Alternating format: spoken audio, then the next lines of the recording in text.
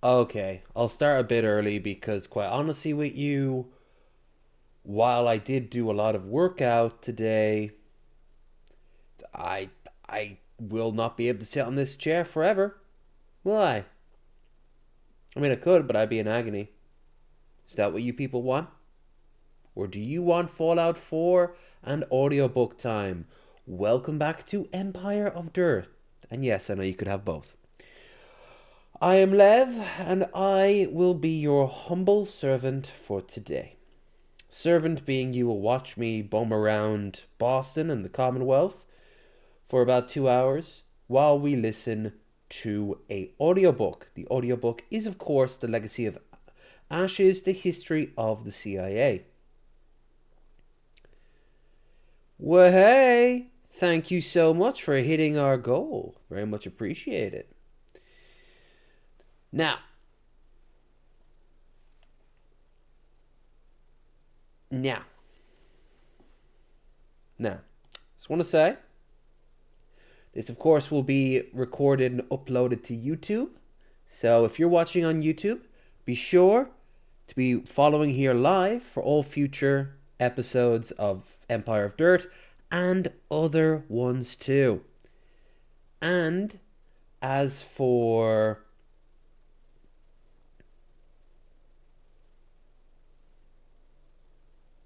the reverse, I guess go over to YouTube. I don't know. Like most people I know who watch me from YouTube coming over, but it's bound to happen in reverse. So yeah, link in the doobly doo, along with Blue Sky, Discord, and I guess Twitter if you really want to be sad about it.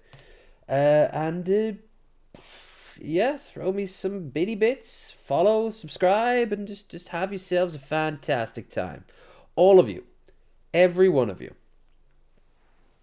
But quick breakdown for Empire of Dirt.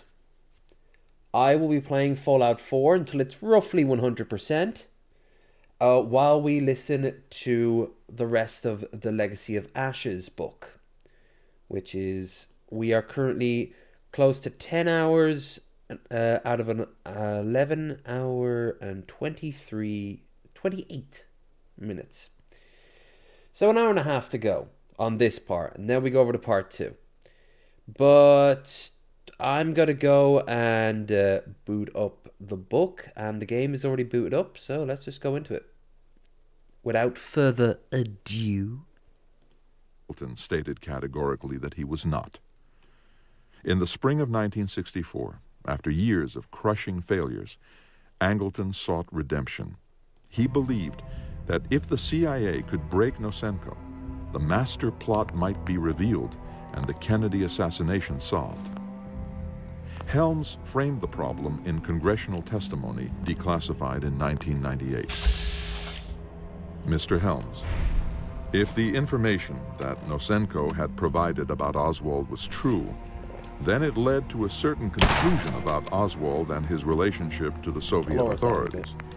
If it was incorrect, if he was feeding this to the United States government under instructions from the Soviet service, then it would have led one to an entirely different conclusion. If it were established beyond any doubt that he had been lying, and by implication, therefore, Oswald was an agent of the KGB, I would have thought that the implications of that, not for the CIA or for the FBI, but for the President of the United States and the Congress of the United States, would have been cataclysmic. Question: can you be more specific? Mr. Helms: yes, I can be specific. In other words, the Soviet government ordered President Kennedy assassinated. Those were the stakes. In April 1964, with the approval of Attorney General Robert F. Kennedy, the CIA threw Nosenko into solitary confinement, first in a CIA safe house, and then at Camp Peary, the CIA's training site outside Williamsburg, Virginia. In the custody of the Soviet division, Nosenko received the treatment his fellow Russians received in the Gulag. There were scanty meals of weak tea and gruel, a single bare light burning 24 hours a day, no human companionship. I did not have enough to eat and was hungry all the time, Nosenko said in a statement declassified in 2001. I had no contact with anyone to talk. I could not read, I could not smoke. I even could not have fresh air. His testimony was remarkably similar to that of prisoners taken by the CIA after September 2001. I was taken What's by worse than guards, that? blindfolded, and handcuffed in a car and delivered to an airport and put on a plane, he said. I was taken to another location where I was put into a concrete room with bars on the door. No, In the room, there was a single steel bed with a that's not how mattress. that works. Nosenko was subjected to psychological intimidation and physical hardship for 3 more years. An audio tape of a hostile interrogation conducted by Tenant Bagley in the CIA's prison cell was preserved in the agency's files. Nosenko's low basso pleads in Russian, from my soul, I beg you to believe me." Bagley's high-pitched voice screams It's back not in that English, tricky. "That's bullshit, that's bullshit, that's bullshit." For his work, Bagley was promoted to Deputy Chief of the Soviet Division and awarded the Distinguished Intelligence Medal by Richard Helms. In the late summer of 1964, the task of telling the Warren Commission about Yuri Nosenko fell to Helms.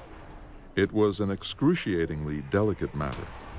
Days before the commission concluded its work, Helms told the Chief Justice that the CIA could not accept Moscow's protestations of innocence in the assassination of the president.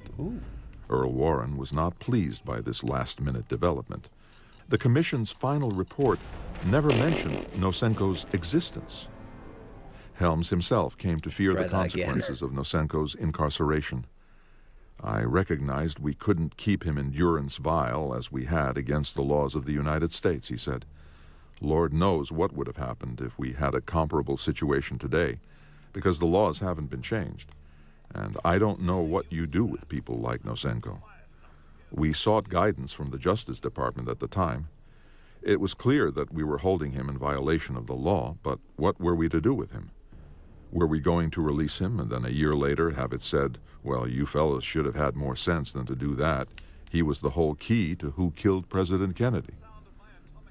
The CIA sent another team of interrogators to question Nosenko. They determined that he had been telling the truth. He was finally freed, 5 years after his defection, paid $80,000, given a new identity, and placed on the CIA's payroll. But Angleton and his circle never closed the case. Their search for the traitor within the CIA ripped they the not hear the Soviet gunshot? division apart. The mole hunt began by pursuing officers with Slavic surnames. It went up the chain of command to the Soviet division chief. It paralyzed the CIA's Russian operations for a decade into the 1970s. For 25 years after Nosenko's defection, really the CIA get it. struggled to write the last chapter of his story. In all, it conducted 7 major studies of the case. Nosenko was convicted, exonerated, and re-indicted until a last judgment was levied by the CIA's Rich Hoer at the end of the Cold War. Hoer had started out as a firm believer in the master plot. But then he weighed the value of what Nosenko had given the United States.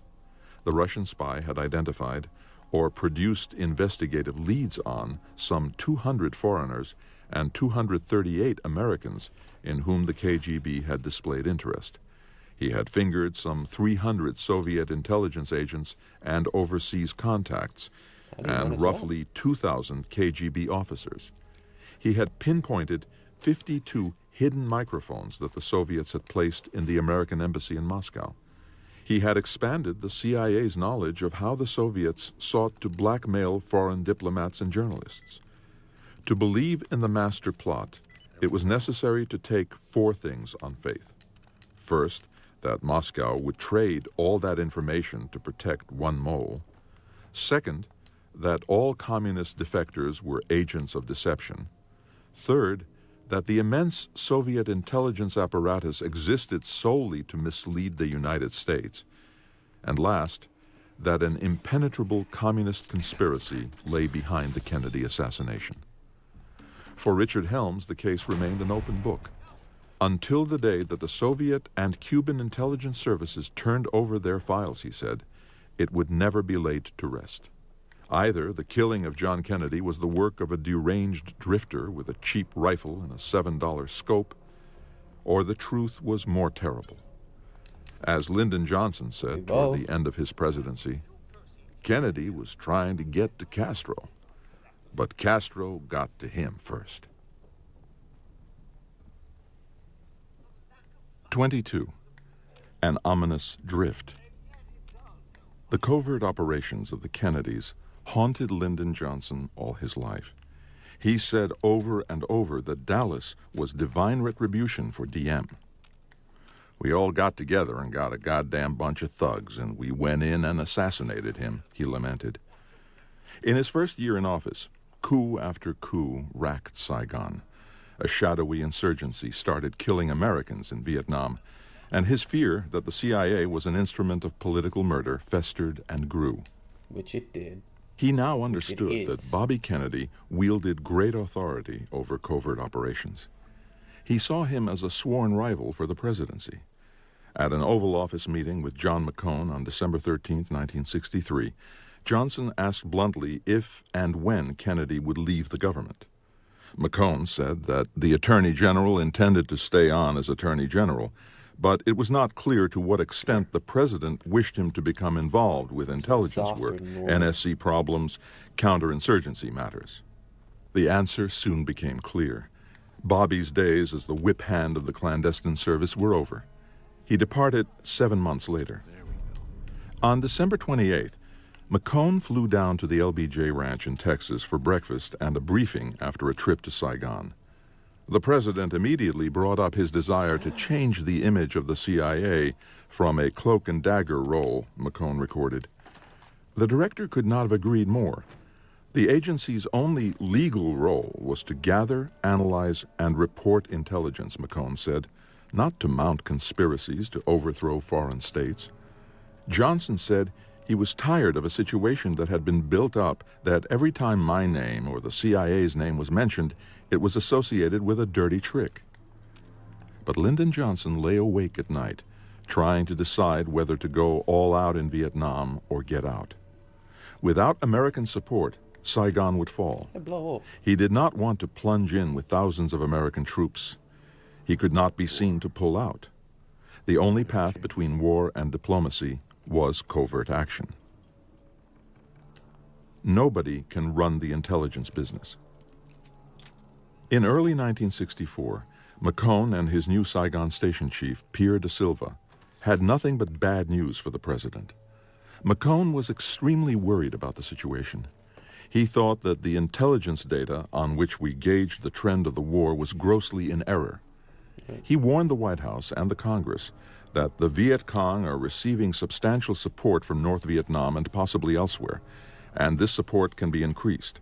Stopping this by sealing the borders, the extensive waterways, and the long coastline is difficult, if not impossible.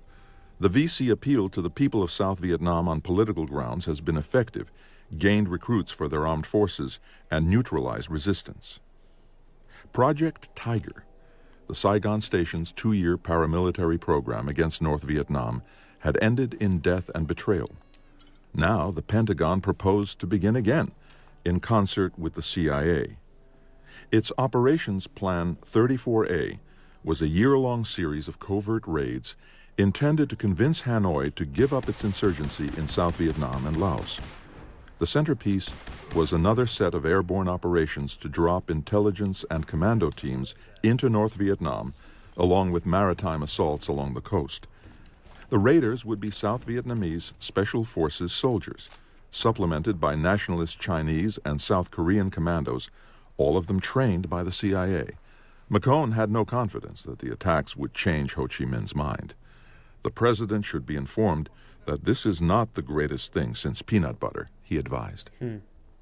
Under orders, the agency turned its network of Asian paramilitaries over to the Pentagon's Special Operations Group in Vietnam. Helms warned against an ominous drift that was pulling the CIA away from espionage and toward a role as a conventional military support staff.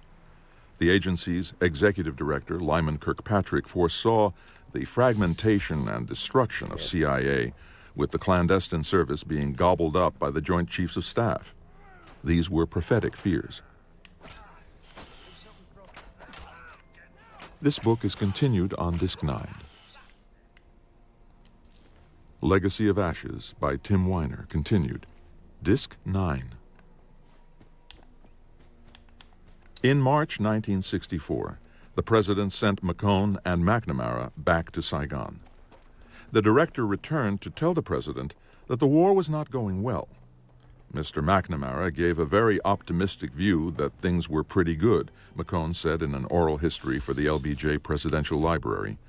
I had to take the position that as long as the Ho Chi Minh Trail was open and supplies and convoys of people could come in there without interruption, that we couldn't say things were so good.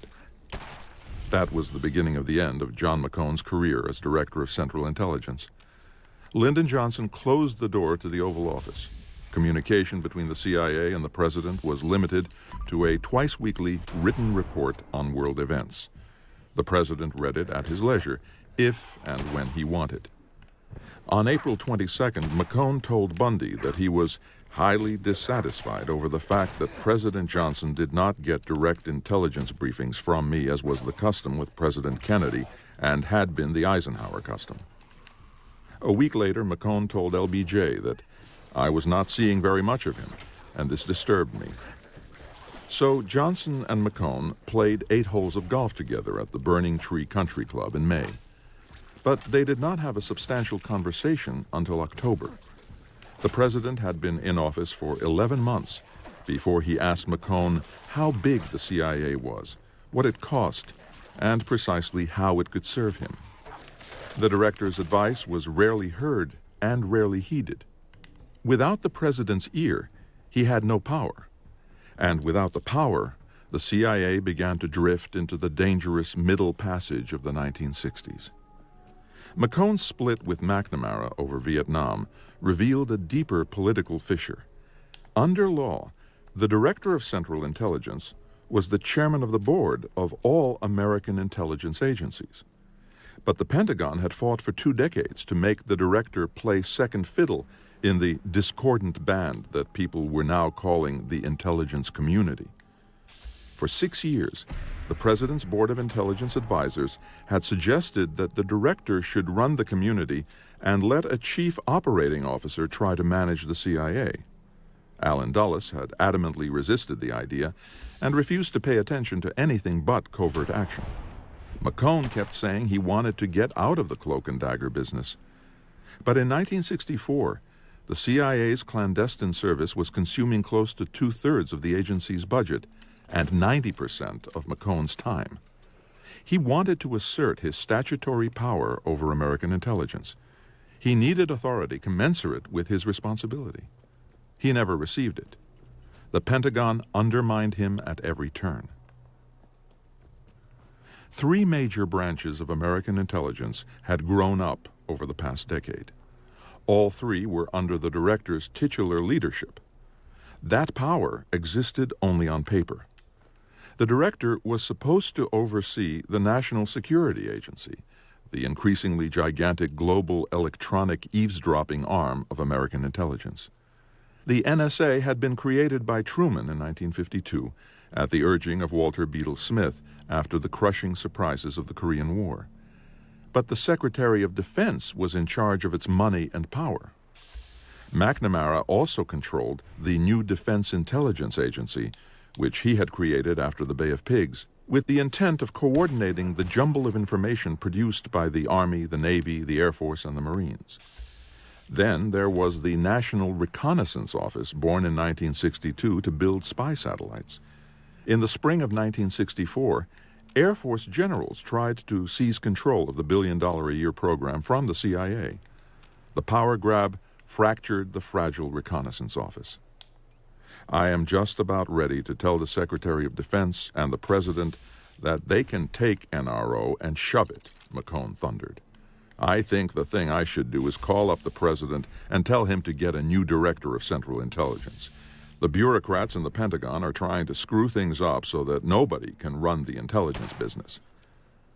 McCone tried to resign that summer, but Lyndon Johnson ordered him to remain at his post until at least Election Day.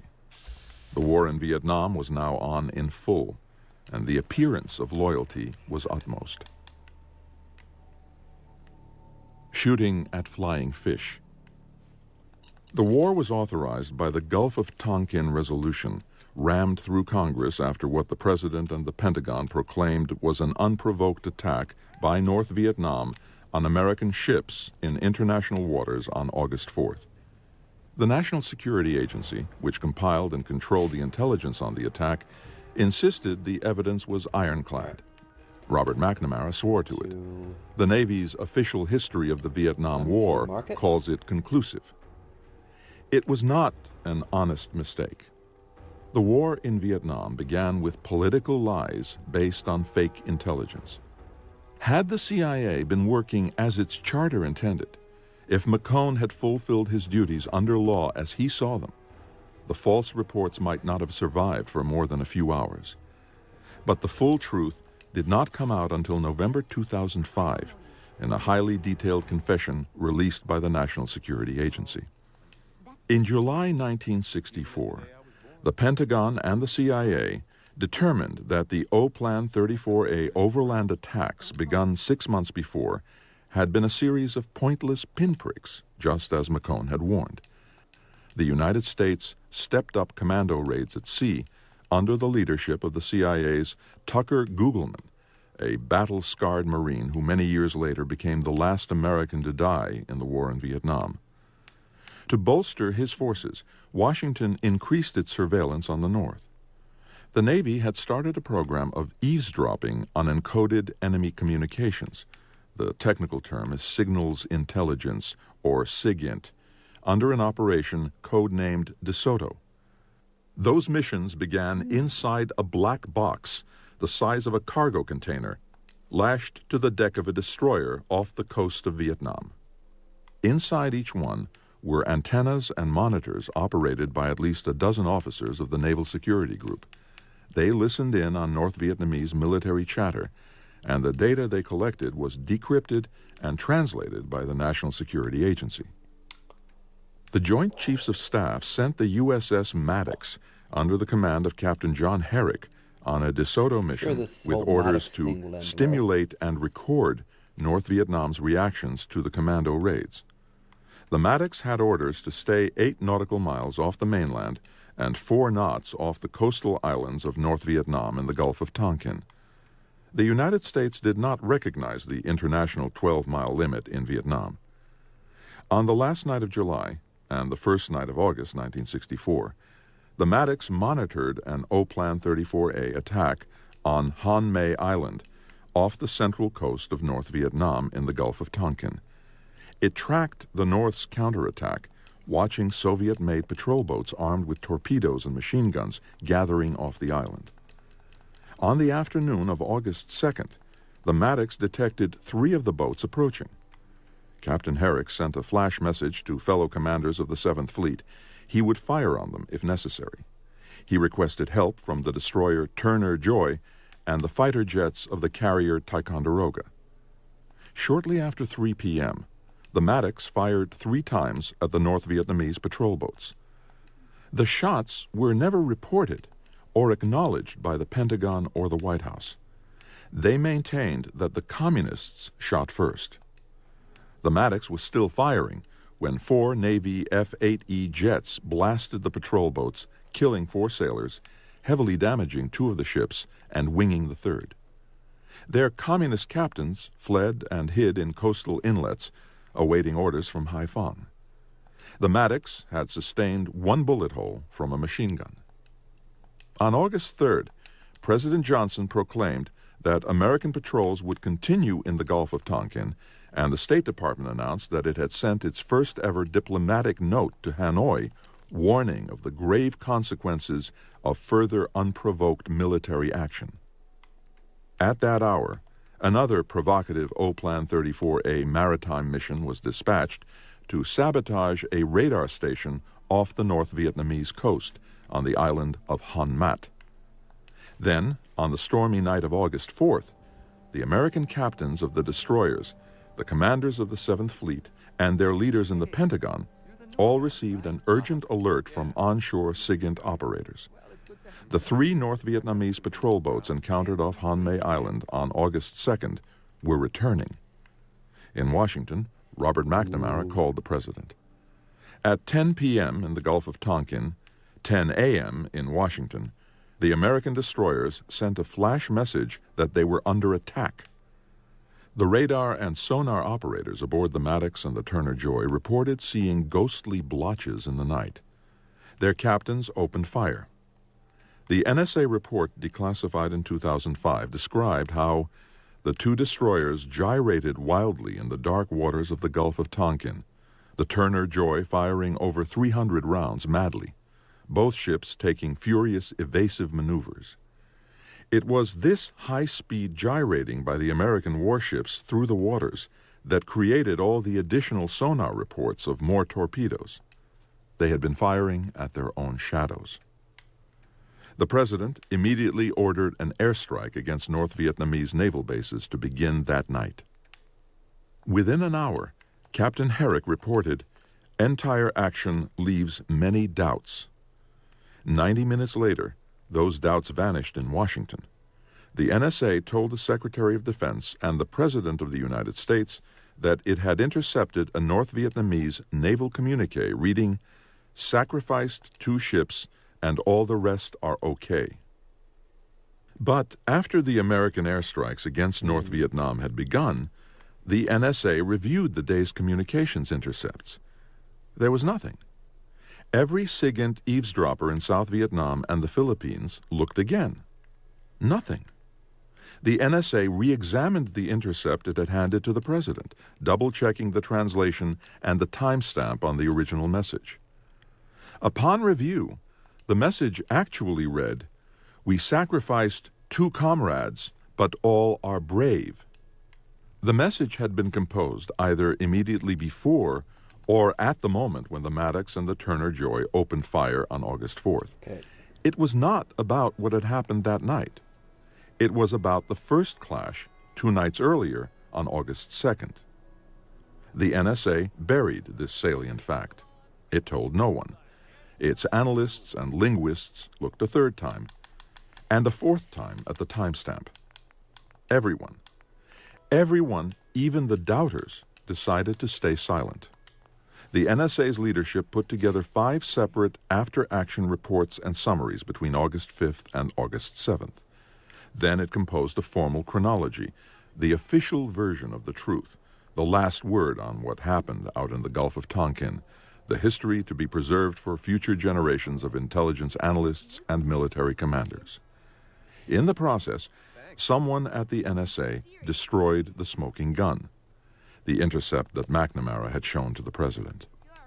McNamara had taken over raw SIGINT and shown the president what they thought was evidence of a second attack, said Ray Klein, then the CIA's deputy director of intelligence. Don't talk. And it was just what Johnson was looking for.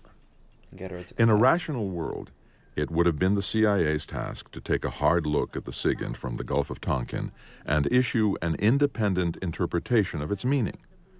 It was no longer a rational world. It was too late to make any difference, Klein said. The planes had been launched. As the NSA's November 2005 confession says, the overwhelming body of reports, if used, would have told the story that no attack had happened. So a conscious effort ensued to demonstrate that the attack occurred, an active effort to make the SIGINT fit the claim of what happened during the evening of 4 August in the Gulf of Tonkin. The intelligence, the report concluded, was deliberately skewed to support the notion that there had been an attack. American intelligence officers rationalized the contradictory evidence away. Lyndon Johnson had been ready to bomb North Vietnam for 2 months. On his orders, in June 1964, Bill Bundy, the Assistant Secretary of State for the Far East, brother of the National Security Advisor, and a veteran CIA analyst, had drawn up a war resolution to be sent to Congress when the moment was ripe. The fake intelligence fit perfectly into the preconceived policy. On August 7th, Congress authorized the war in Vietnam. The House voted 416-0. The Senate voted 88-2. It was a Greek tragedy, Klein said, an act of political theater reprised 4 decades later when false intelligence on the Iraqi arsenal upheld another president's rationale for war. It remained to Lyndon Johnson to sum up what really happened in the Gulf of Tonkin, which he did 4 years after the fact. "Hell," said the president, "those damn stupid sailors were just shooting at flying fish." 23. More courage than wisdom. "Vietnam was my nightmare for a good 10 years," Richard Helms wrote. As he rose from chief of the clandestine service to become the director of Central Intelligence, the war was always with him. Like an incubus, it involved efforts which were never to seem successful, and demands which could never be met, but which were repeated, doubled, intensified, and redoubled.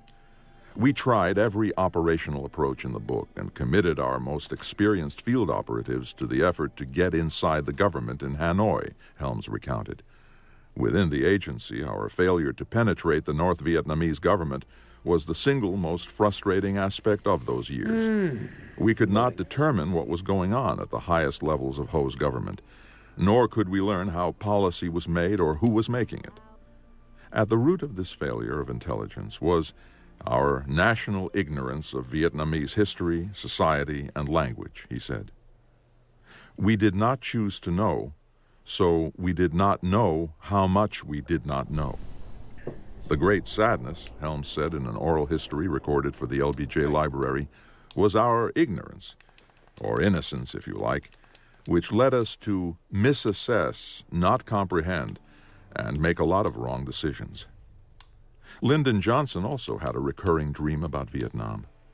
If he ever wavered on the war, if he faltered, if he lost, there would be Robert Kennedy out in front leading the fight against me, telling everyone that I had betrayed John Kennedy's commitment to South Vietnam, that I was a coward, an unmanly man, a man without a spine.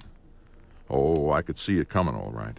Every night when I fell asleep, I would see myself tied to the ground in the middle of a long open space. In the distance, I could hear the voices of thousands of people. They were all shouting and running toward me. Coward, traitor, weakling. McCone's War. The strength of the Viet Cong, the communist guerrillas in the South, continued to grow. A new ambassador, General Maxwell Taylor, late of the special group Counterinsurgency, and Bill Colby, the CIA's Far East Division chief, searched for a new strategy against the shadowy terrorists. Counterinsurgency became an almost ridiculous battle cry, said Robert Amory, who had stepped down after 9 years as the CIA's Deputy Director of Intelligence to become the White House budget officer for classified programs. It meant so many things to so many different people. But Bobby Kennedy knew its meaning, and he boiled it down to its essence. What we needed, he said, were people who could shoot guns. On November 16, 1964, an explosive work by Pierre de Silva, the CIA station chief in Saigon, landed on John McCone's desk at headquarters. It was titled, "Our Counterinsurgency Experiment and Its Implications." Helms and Colby had read it and approved it. It was a bold idea with one great risk, the potential to turn McNamara's war into McCone's war, as Deputy Director of Central Intelligence Marshall Carter bluntly warned his boss that day. De Silva had been trying to extend the CIA's power in South Vietnam by creating paramilitary patrols in the provinces to hunt down the Viet Cong.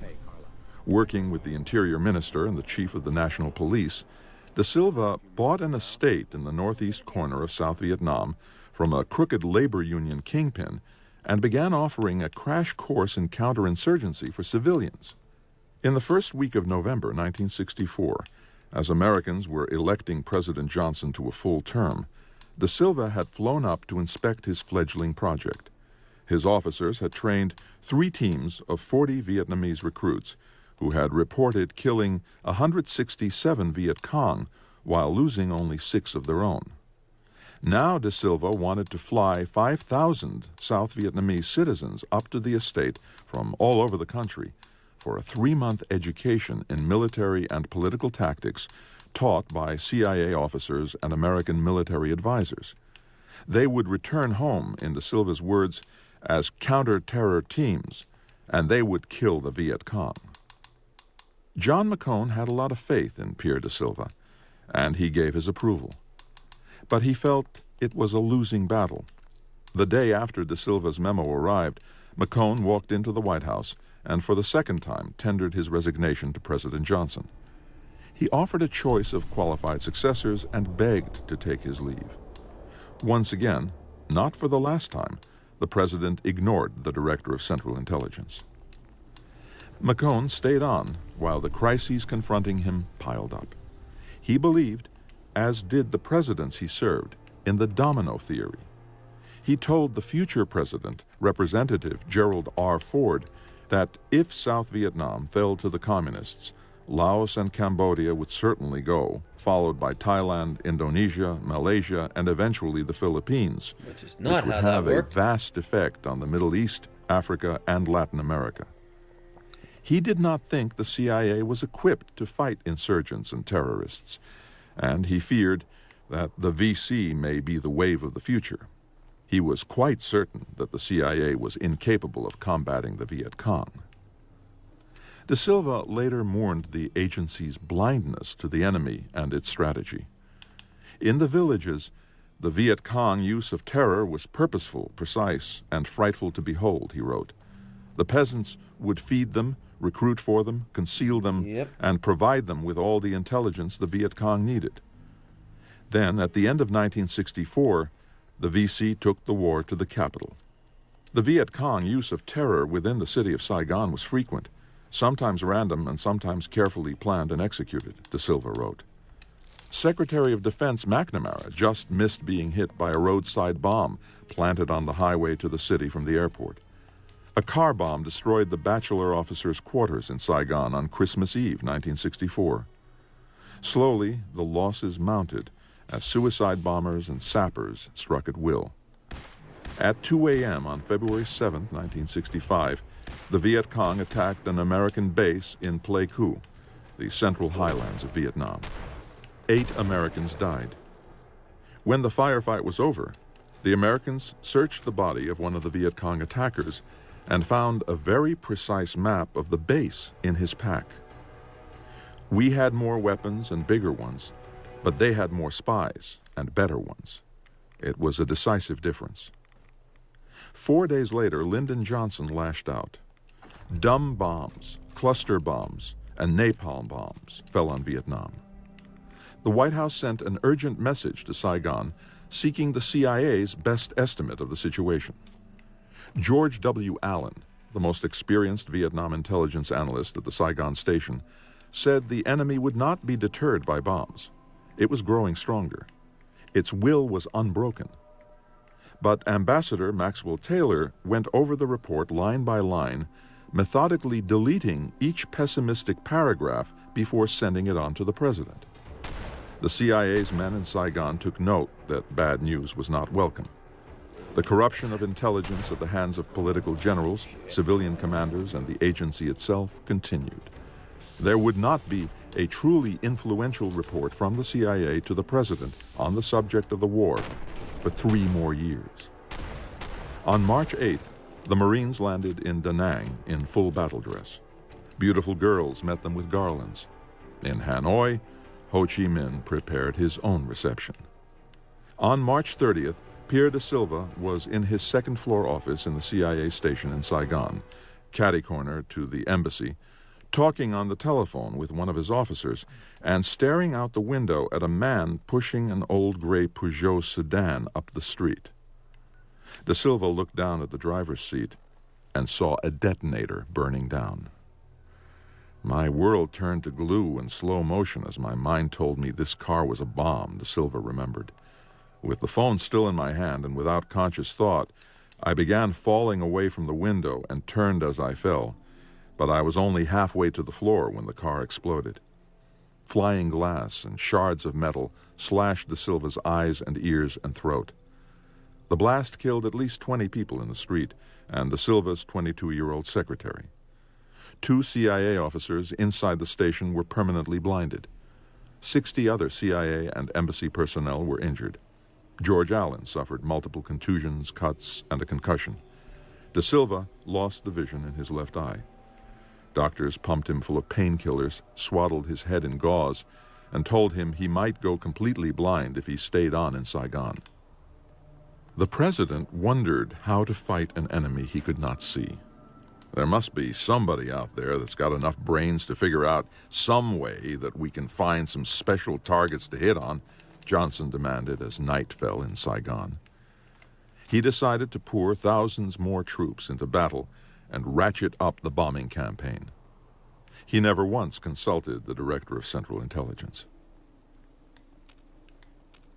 A military effort that we cannot win. Be smart that he didn't. On April 2nd, 1965, John McCone quit for the last time, effective as soon as Lyndon Johnson selected a successor.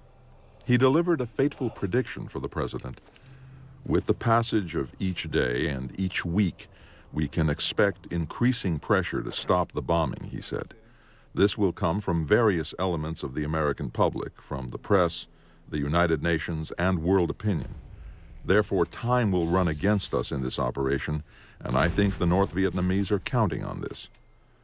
One of his best analysts, Harold Ford, told him, "We are becoming progressively divorced from reality in Vietnam and proceeding with far more courage than wisdom." McCone now understood that. He told McNamara that the nation was about to drift into a combat situation where victory would be dubious. His final warning to the president was blunt as it could be. We will find ourselves mired down in combat in the jungle in a military effort that we cannot win, and from which we will have extreme difficulty extracting ourselves. Lyndon Johnson had stopped listening to John McCone long ago. The director left office knowing he had had no impact whatsoever on the thinking of the President of the United States. Like almost all who followed him, LBJ liked the agency's work only if it fit his thinking. When it did not, it went into the wastebasket. "Let me tell you about these intelligence guys," he said. "When I was growing up in Texas, we had a cow named Bessie. I'd go out early and milk her. I'd get her in the stanchion, seat myself, and squeeze out a pail of fresh milk. One day, I'd worked hard and gotten the full pail of milk, but I wasn't paying attention. And old Bessie swung her shit-smeared tail through that bucket of milk. Now, you know, that's what these intelligence guys do. You work hard and get a good program or policy going, and they swing a shit-smeared tail through it." 24. The beginning of a long slide downwards. The president went looking for a great man to serve as the new director of Central Intelligence, one that can light the fuse if it's just got to be done to save his country. Deputy Director of Central Intelligence Marshall Carter warned against choosing an outsider. He said it would be a grave error to select a military yes-man and a disaster to choose a political crony. If the White House thought the CIA had no one from within who was worthy, they had better close up the place and give it to the Indians. Richard Helms was the near-unanimous choice among the president's national security team, McCone, McNamara, Rusk, and Bundy. Johnson heeded none of them. On the afternoon of April 6, 1965, he placed a call to a 59-year-old retired admiral named Red Rayborn, a native son of Decatur, Texas. Rayborn had political credentials. He had won LBJ's affection by appearing in a paid television announcement during the 1964 campaign, calling the Republican candidate, Senator Barry Goldwater of Arizona, too dumb to be president. His claim to fame was managing the development of the Polaris nuclear missile for the Navy's submarines, an effort that won him friends in Congress. He was a nice man, with a nice job in the aerospace industry and a nice spread in Palm Springs, overlooking the 11th fairway of his favorite golf course. Red Rayborn stood at attention at the sound of his commander-in-chief's voice. "Now, I need you," Lyndon Johnson said, "and need you awful bad, awful quick." They were quite a ways into their conversation before Rayborn realized that LBJ wanted him to run the CIA. The president promised that Richard Helms, as the new deputy director, would do the heavy lifting. "You could take you a nap every day after lunch," he said. "We won't overwork you." Appealing to Rayborn's patriotism, laying on the down-home charm, Johnson said, "I know what the old warhorse does when he hears the bell ring." The admiral came aboard on April 28, 1965. The president put on a big show for his swearing-in at the White House, saying he had searched the nation far and wide and found only one man who could do the job. Tears of gratitude ran down Rayborn's face. It was his last happy moment as Director of Central Intelligence. The Dominican Republic exploded that same day. The United States had tried and failed to make the nation the showplace of the Caribbean after the American-supported assassination of the dictator Rafael Trujillo in 1961. Now armed rebels were fighting in the streets of the capital. Johnson decided to send in 400 U.S. Marines, along with the FBI and reinforcements for the CIA station. It was the first large-scale landing of American forces in Latin America since 1928, and the first armed adventure of its kind in the Caribbean since the Bay of Pigs. At a full-dress White House meeting that night, Rayborn reported, without evidence and without qualification, that the rebels were controlled by Cuba.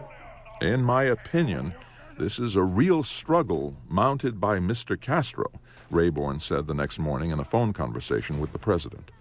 "There is no question in my mind that this is the start of Castro's expansion." The president asked, "How many Castro terrorists are there?" Rayborn replied, "Well, we have positively identified 8 of them, and I sent a list over to the White House about 6 o'clock. It should be in the Situation Room. Who they are, what they are doing, and what their training has been."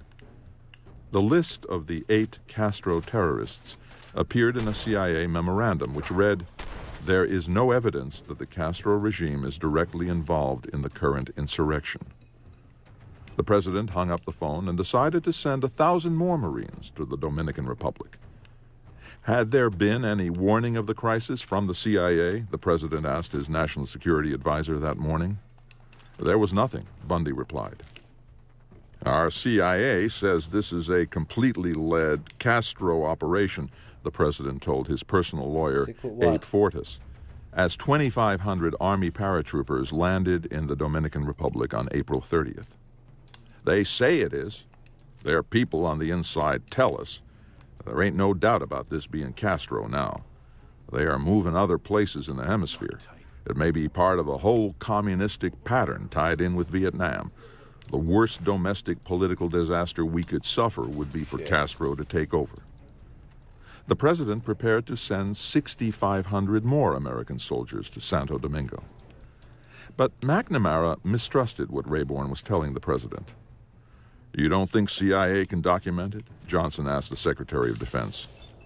"I don't think so, Mr. President," McNamara replied. "You don't know that Castro is trying to do anything. You would have a hard time proving to any group that Castro has done more than train these people, and we have trained a lot of people." That gave the president pause. "Well now, don't you think that's something that you and Rayborn and I ought to talk about?" the president said. "CIA told me that there were 2 Castro leaders involved, and a little later they told me 8, and a little later they told me 58. I just don't believe the story," McNamara said flatly. The president nonetheless insisted in a speech to the American people that he would not allow communist conspirators in the Dominican Republic to establish another communist government in the Western Hemisphere. Rayborn's reporting on the crisis did for LBJ what the U-2 had done for Eisenhower and the Bay of Pigs for Kennedy. Sounds like a lot of it's going It led around. directly to the first assertion by the American press that Lyndon Johnson had a credibility gap. The phrase was first published on May 23, 1965. It stung, and it stuck. The president took no further counsel from his new director of Central Intelligence. Morale plunged at headquarters under Rayborn's unsteady command. It was tragic, said Ray Klein, the deputy director of intelligence. The beginning of a long slide downwards. The bitter joke was that Dulles had run a happy ship, McCone a tight ship, and Rayborn a sinking ship. Poor old Rayborn, said Red White, his third in command as executive director. He came out there every morning at 6:30 and had breakfast, thinking the president would call him someday. Johnson never did. It was painfully clear that Rayborn was not qualified to run the CIA, White said. The hapless admiral was completely out in left field. If you talked about foreign countries, he wouldn't know if you were talking about a country in Africa or South America. The new director made a fool of himself while testifying in secret to Congress. Senator Richard Russell warned LBJ, Rayborn has got one failing that's going to get him in trouble. He won't ever admit he don't know. If you ever decide to get rid of him, you just put that fella Helms in there.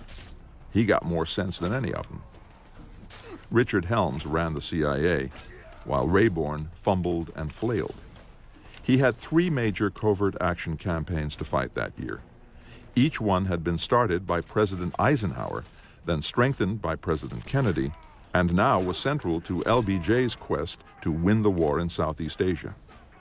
In Laos, the CIA fought to cut the Ho Chi Minh Trail.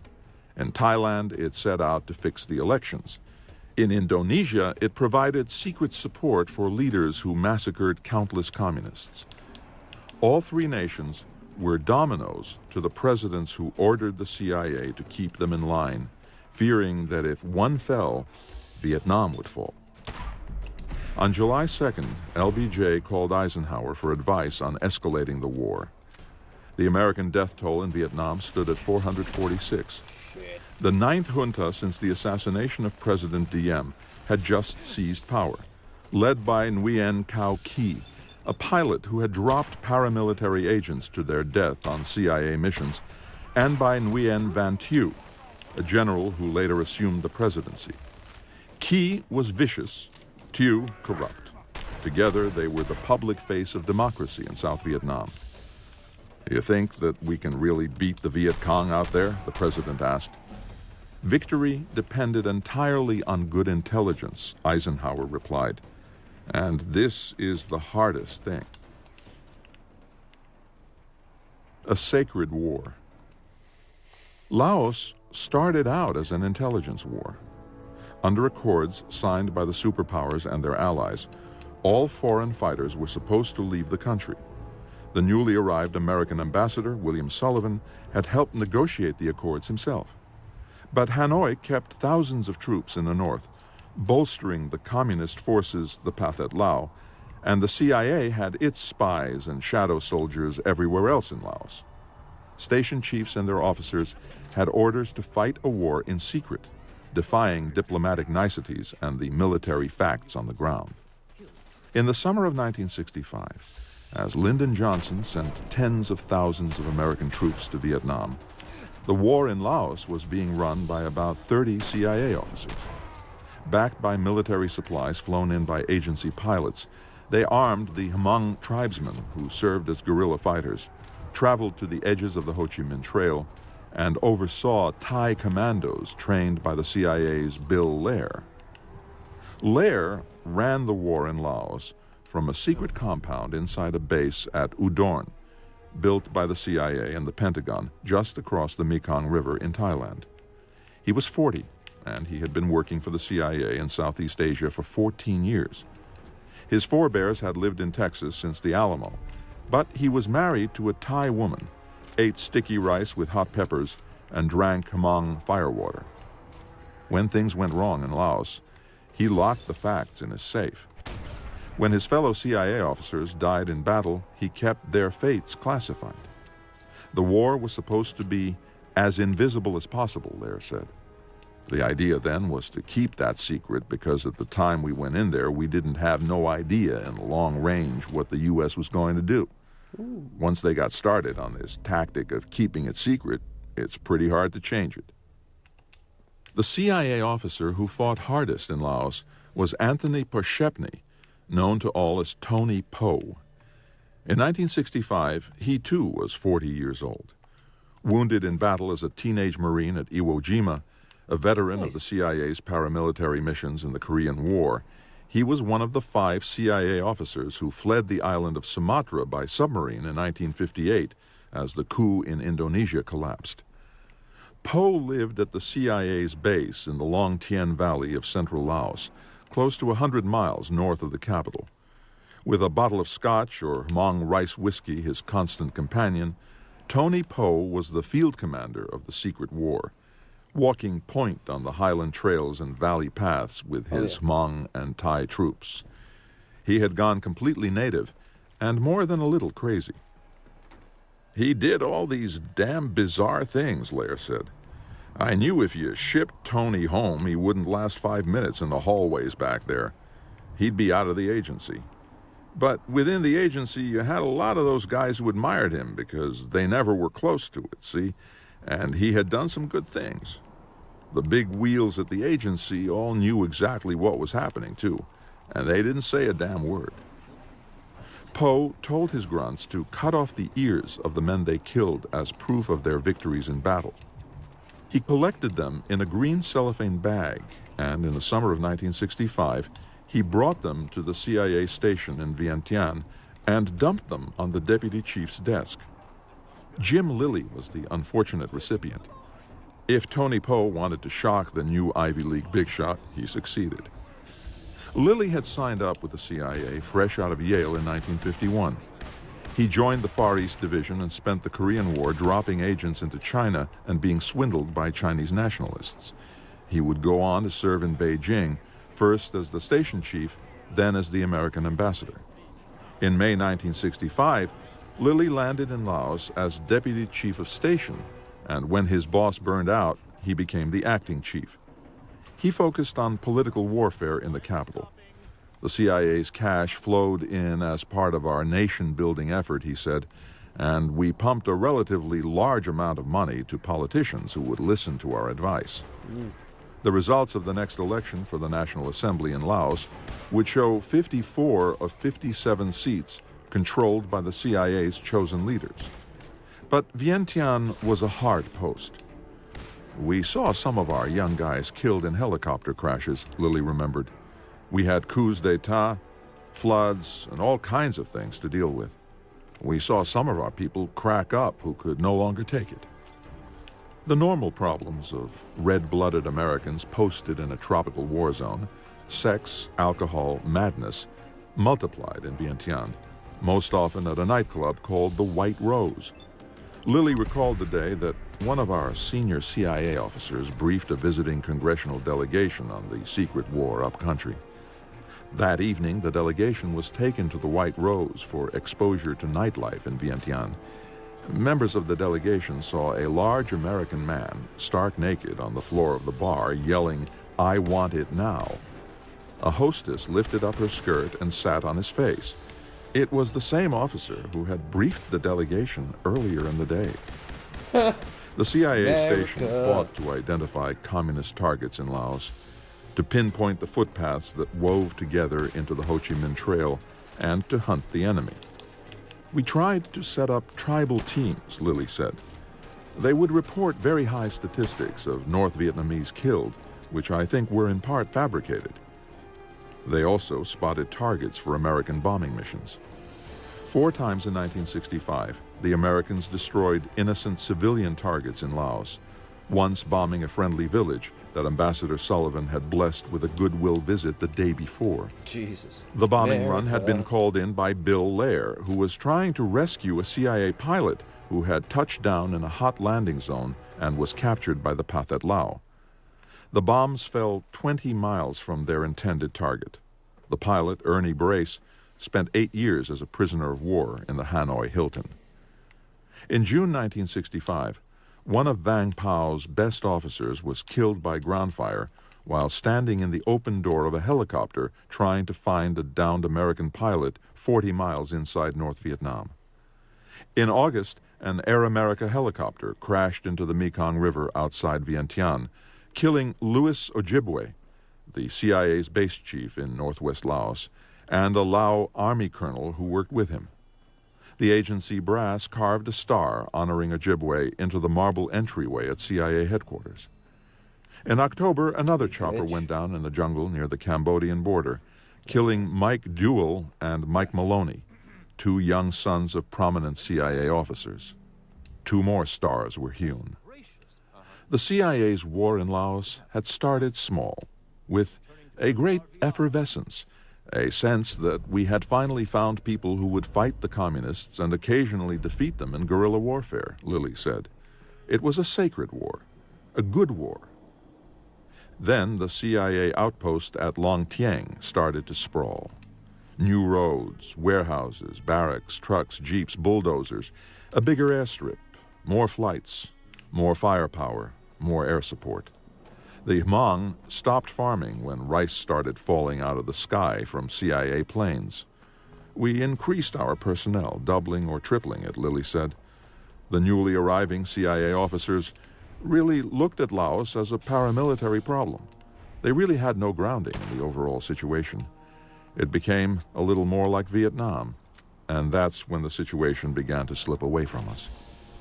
That moment came in October 1965, when Bill Colby came to Laos and flew up to Long Tieng on an inspection tour. The war in Vietnam was now on full tilt. 184,000 troops were deployed by year's end. The key to defeating the North still lay on the Ho Chi Minh Trail in Laos, where the communists were moving men and materiel into battle faster than the United States could destroy them. Colby was disheartened. The enemy controlled strategic outposts throughout Laos, even on the outskirts of Vientiane. He wanted a new station chief, a cold-blooded, hard-charging commander. The man for the job was Ted Shackley. An exemplary success story. When the call came, Shackley had been the CIA chief in Berlin for less than 6 months, following a long tour trying to overthrow Castro from Miami. His career had been focused on the Soviets, the Cubans, and the East Germans. He had never been anywhere near Asia. He flew to the Udorn base in Thailand, where American bulldozers were carving up the red clay earth and camouflaged American jets were revving up for airstrikes in Vietnam. Shackley remembered seeing the loaded bomb racks and thinking, no one was talking theory here.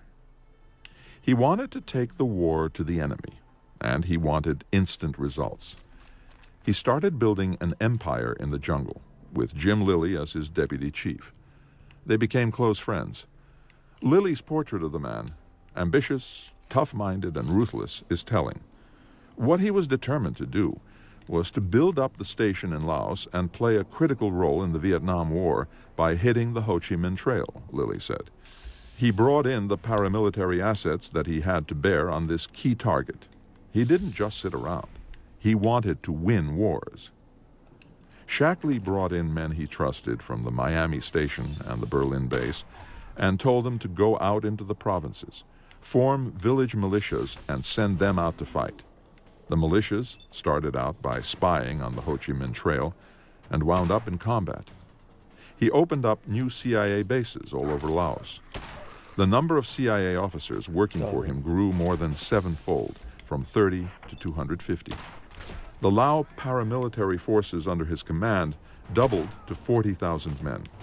He used them as forward air controllers to bring American air power raining down on Laos. By April 1966, 29 CIA road watch teams in southeast Laos were calling in enemy movements on the trail to the CIA base in Udorn, which dispatched American bombers to destroy them.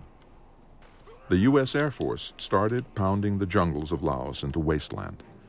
B-52 bombers went to North Vietnam to destroy the villages and hamlets at the head of the Ho Chi Minh Trail.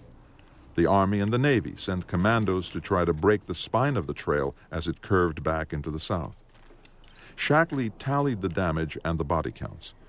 He concluded that his marriage of mountain tribesmen and American military technology had revolutionized irregular warfare and put an essentially new weapon into the hands of American policymakers. Back in Washington, The president's men read Shackley's reports: so many thousands of Lao commandos recruited, so many communists killed per month, so many missions accomplished, and deemed his work an exemplary success story. They approved tens of millions of dollars more for the CIA's war in Laos. Shackley thought he was winning the war, but the communists kept coming down the trail. An anchor land in Southeast Asia. In Thailand, a more tricky political problem confronted the CIA, creating the illusion of democracy. In 1953, Walter Beadle Smith and the Dulles brothers had sent an extraordinary American ambassador to Bangkok, Wild Bill Donovan. He was 70 years old, but he still had one fight left in him. Ambassador Donovan recommended to President Eisenhower that they make a stand in Thailand, try to move from there back into some of those countries and to stop this onrush of communism, said Bill Thomas, the ambassador's chief information officer in Bangkok. Money was no object. Donovan set off a great surge in the CIA's covert operations throughout Southeast Asia after the Korean War. He was helped by the 40,000-strong Thai National Police Force, whose commander, underwritten by the CIA and Donovan's embassy, was an opium king. The agency and a rapidly expanding American military assistance group armed and trained the Thai military, whose commander controlled Bangkok's whorehouses, pork slaughterhouses, and liquor warehouses. Hell yeah, pork Donovan booze. publicly endorsed the Thai generals as defenders of democracy. The agency used its inroads with them to build its base near Udon. Once a nerve center for covert operations throughout Southeast Asia, after 9/11, it served as a secret prison for the detention and interrogation of Islamic radicals. Thailand remained under military dictatorship more than a decade after Donovan's departure. In 1965, under prodding from Washington, the generals proposed to hold elections someday, but they feared the left would rise at the ballot boxes, so the CIA set out to create and control the democratic process. On September 28, 1965, Helms, covert ops chief Desmond Fitzgerald, and the Far East Baron Bill Colby presented the White House with a proposal for financing of a political party, electoral support for this party, and support for selected candidates for parliament from the party. Their plans were strongly endorsed by the wily and ambitious American ambassador in Thailand, Graham Martin, who considered the CIA his personal cash box and constabulary. The problem was a delicate one, they reported. Thailand today is still under martial law, which does not permit political parties. The Thai generals had done little or nothing to develop and organize politically in preparation for the forthcoming elections. But under the firm hand of the ambassador and the CIA, they had agreed to join forces and form a new party. In return, the CIA would provide millions to create the new political machine. The goal was to continue the leadership and control of the present ruling group, and to ensure that the party created is successful in winning a comfortable and commanding majority in elections. The agency said it could begin literally building a democratic electoral process from the ground up, so that the United States could depend on a stable pro-Western regime in an anchor land in Southeast Asia. President Johnson personally approved the plan. The stability of Thailand was essential for an American victory in Vietnam. Shit. We only rode the waves ashore. The CIA had warned the White House that a loss of American influence in Indonesia would make victory in Vietnam meaningless. The agency was working hard to find a new leader for the world's most populous Muslim nation. Then, on the night of October 1st, 1965, a political earthquake struck. 7 years after the CIA tried to overthrow him, President Sukarno of Indonesia secretly launched what appeared to be a coup against his own government.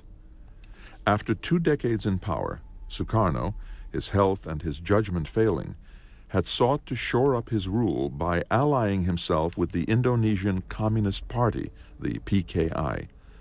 The party had grown in strength, winning recruits with ceaseless reminders of the CIA's assaults on the nation's sovereignty. It was now the world's largest communist organization outside Russia and China, with 3.5 million nominal members. Sukarno's lurch to the left proved a fatal mistake.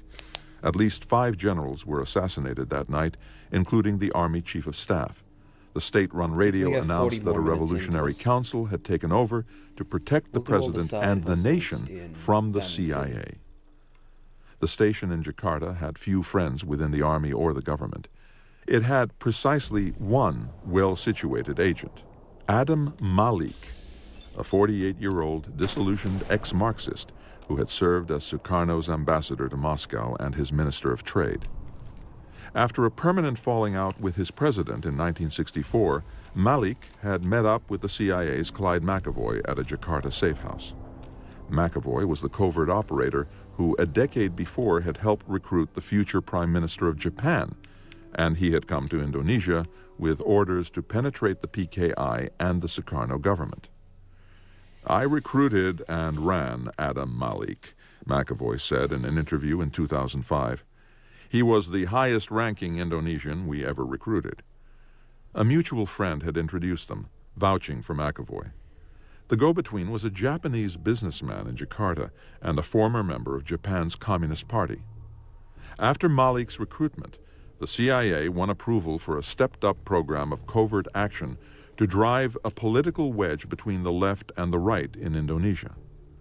Then, in a few terrifying weeks in October 1965, the Indonesian state split in two. The CIA worked to consolidate a shadow government, a troika composed of Adam Malik, the ruling sultan of Central Java, and an army major general named Suharto. Malik used his relationship with the CIA to set up a series of secret meetings with the new American ambassador in Indonesia, Marshall Green. Here it is. The ambassador said he met Adam Malik in a clandestine setting and obtained a very clear idea of what Suharto thought and what Malik thought and what they were proposing to do to rid Indonesia of communism through the new political movement they led, the Kap Gestapo. I ordered that all 14 of the walkie-talkies we had in the embassy for emergency communications be handed over to Suharto, Ambassador Green said. This provided additional internal security for him and his own top officers, and a way for the CIA to monitor what they were doing. I reported this to Washington and received a most gratifying telegram back from Bill Bundy, the Assistant Secretary of State for the Far East, and Green's good friend of 30 years from their days together at Groton.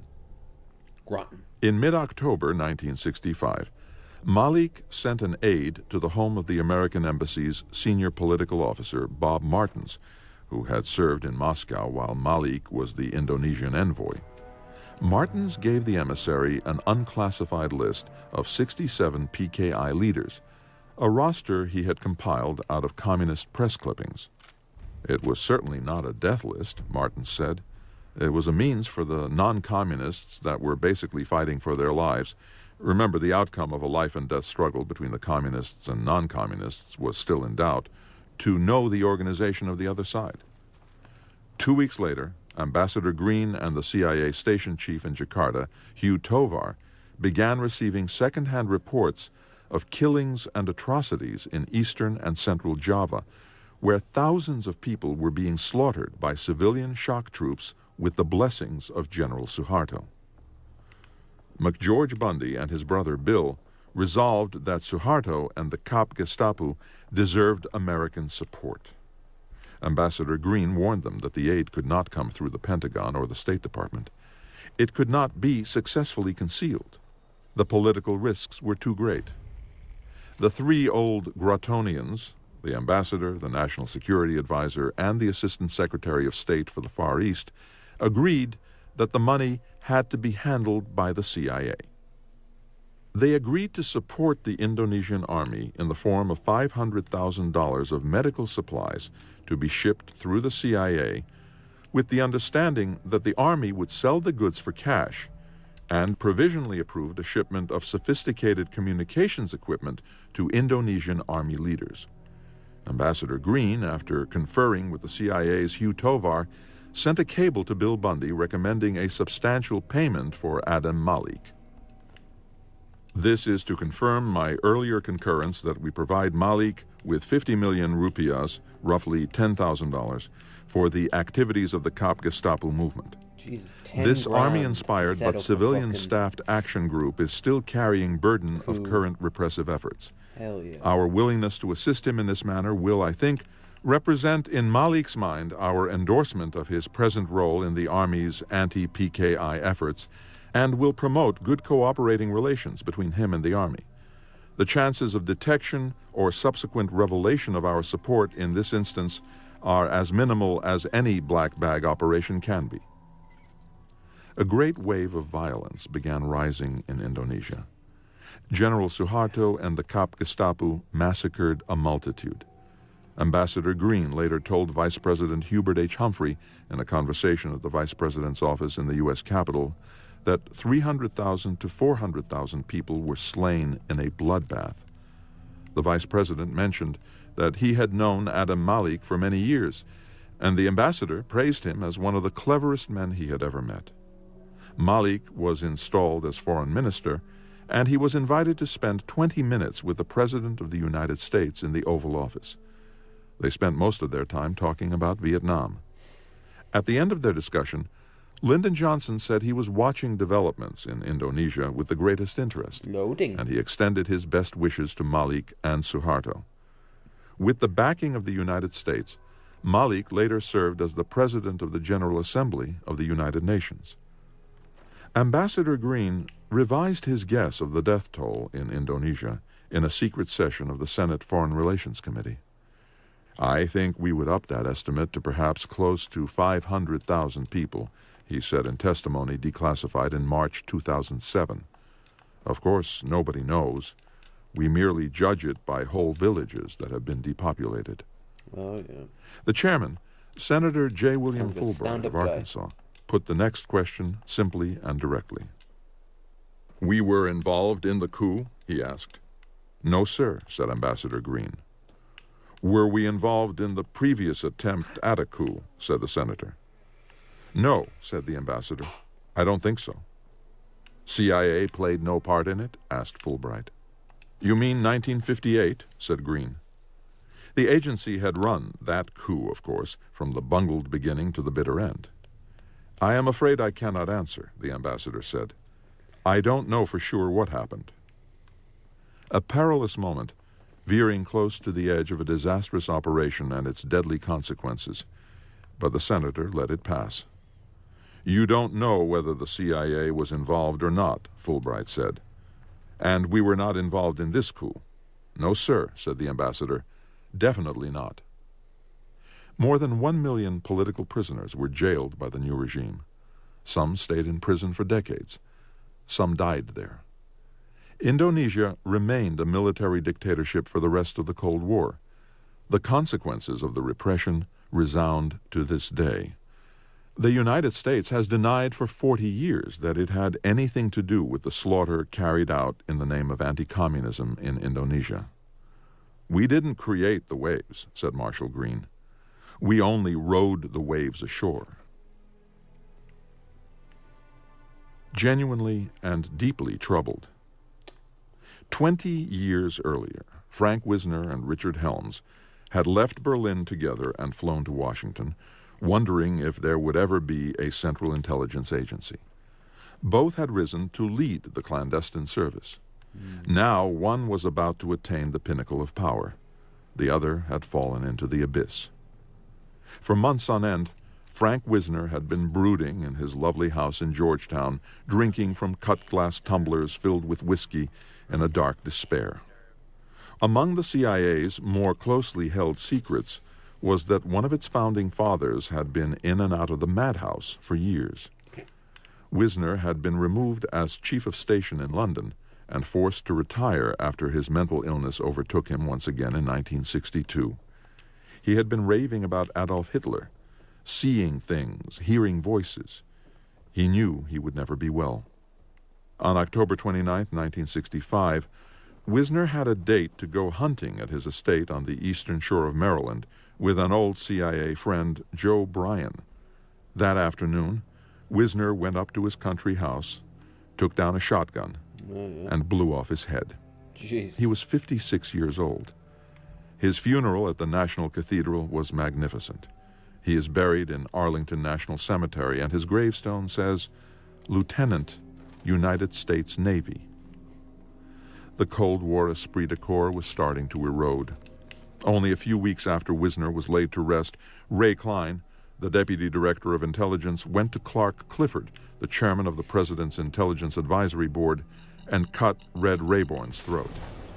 Klein warned that the director was a danger to the nation. I saw and it didn't On know. January 25, 1966, Clifford told McGeorge Bundy, who was ready to quit after 5 exhausting years as National Security Advisor, that the Intelligence Board was genuinely and deeply troubled about the leadership problem in CIA. A few days later, a well-placed leak to the Washington Star let Rayborn know he was on his way out. The admiral fought back. He sent a long list of his accomplishments to the president's aide, Bill Moyers. The agency had weeded out stale and unproductive covert actions, installed a 24-hour operations center to feed news and information to the president, doubled the strength of the counter-terror teams in Vietnam, and tripled its overall effort in Saigon. He assured the White House that morale was great at headquarters and abroad. On the morning of February 22, 1966, President Johnson read Admiral Rayborn's glowing self-assessment, picked up the phone, and called McGeorge Bundy. Rayborn was totally oblivious to the fact that he is not highly regarded and he is not doing a good job, the president said. He thinks that he's made a great improvement and he's a great success, and I'm afraid Helms lets him think that. LBJ placed no one in charge of the Covert Action Review Board, known as the 303 Committee, after Bundy resigned that week. Operations that needed White House attention hung in abeyance, including a plan to fix the elections in the Dominican Republic in favor of an exiled former president living in New York, and a fresh infusion of cash and weapons for the dictator of the Congo. Johnson left the chair empty through March and April 1966. At first, he wanted Bill Moyers, later in life the most lucid leftist voice of public television, to take charge of the 303 Committee. Moyers attended one meeting on May 5, 1966, shuddered, and declined the honor. The president settled instead on his most loyal yay-sayer, Walt Whitman Rostow, as the new National Security Advisor and 303 chairman. The committee got back to work in May. Despite the lull, it approved 54 major CIA covert operations that year, most of them in support of the war in Southeast Asia. Finally, on the third Saturday of June 1966, the White House operator placed a call from the president to the home of Richard Helms. 53, graying, trim from tennis, wound up like a Swiss watch, Helms drove his old black Cadillac to headquarters each morning at 6:30, Saturdays included. This was a rare day off. What began for him as a wartime romance with secret intelligence had become an all-consuming passion. His marriage of 27 years to Julia Shields, a sculptor 6 years older, was dying from inattention. Their son was off at college. His life was entirely devoted to the agency. When he answered the ringing phone, he heard his greatest wish fulfilled. His swearing-in took place at the White House on June 30th. The president brought in the Marine Band to perform. Helms now commanded close to 20,000 people, more than a third of them spying overseas, and a budget of about $1 billion. He was perceived as one of the most powerful men in Washington.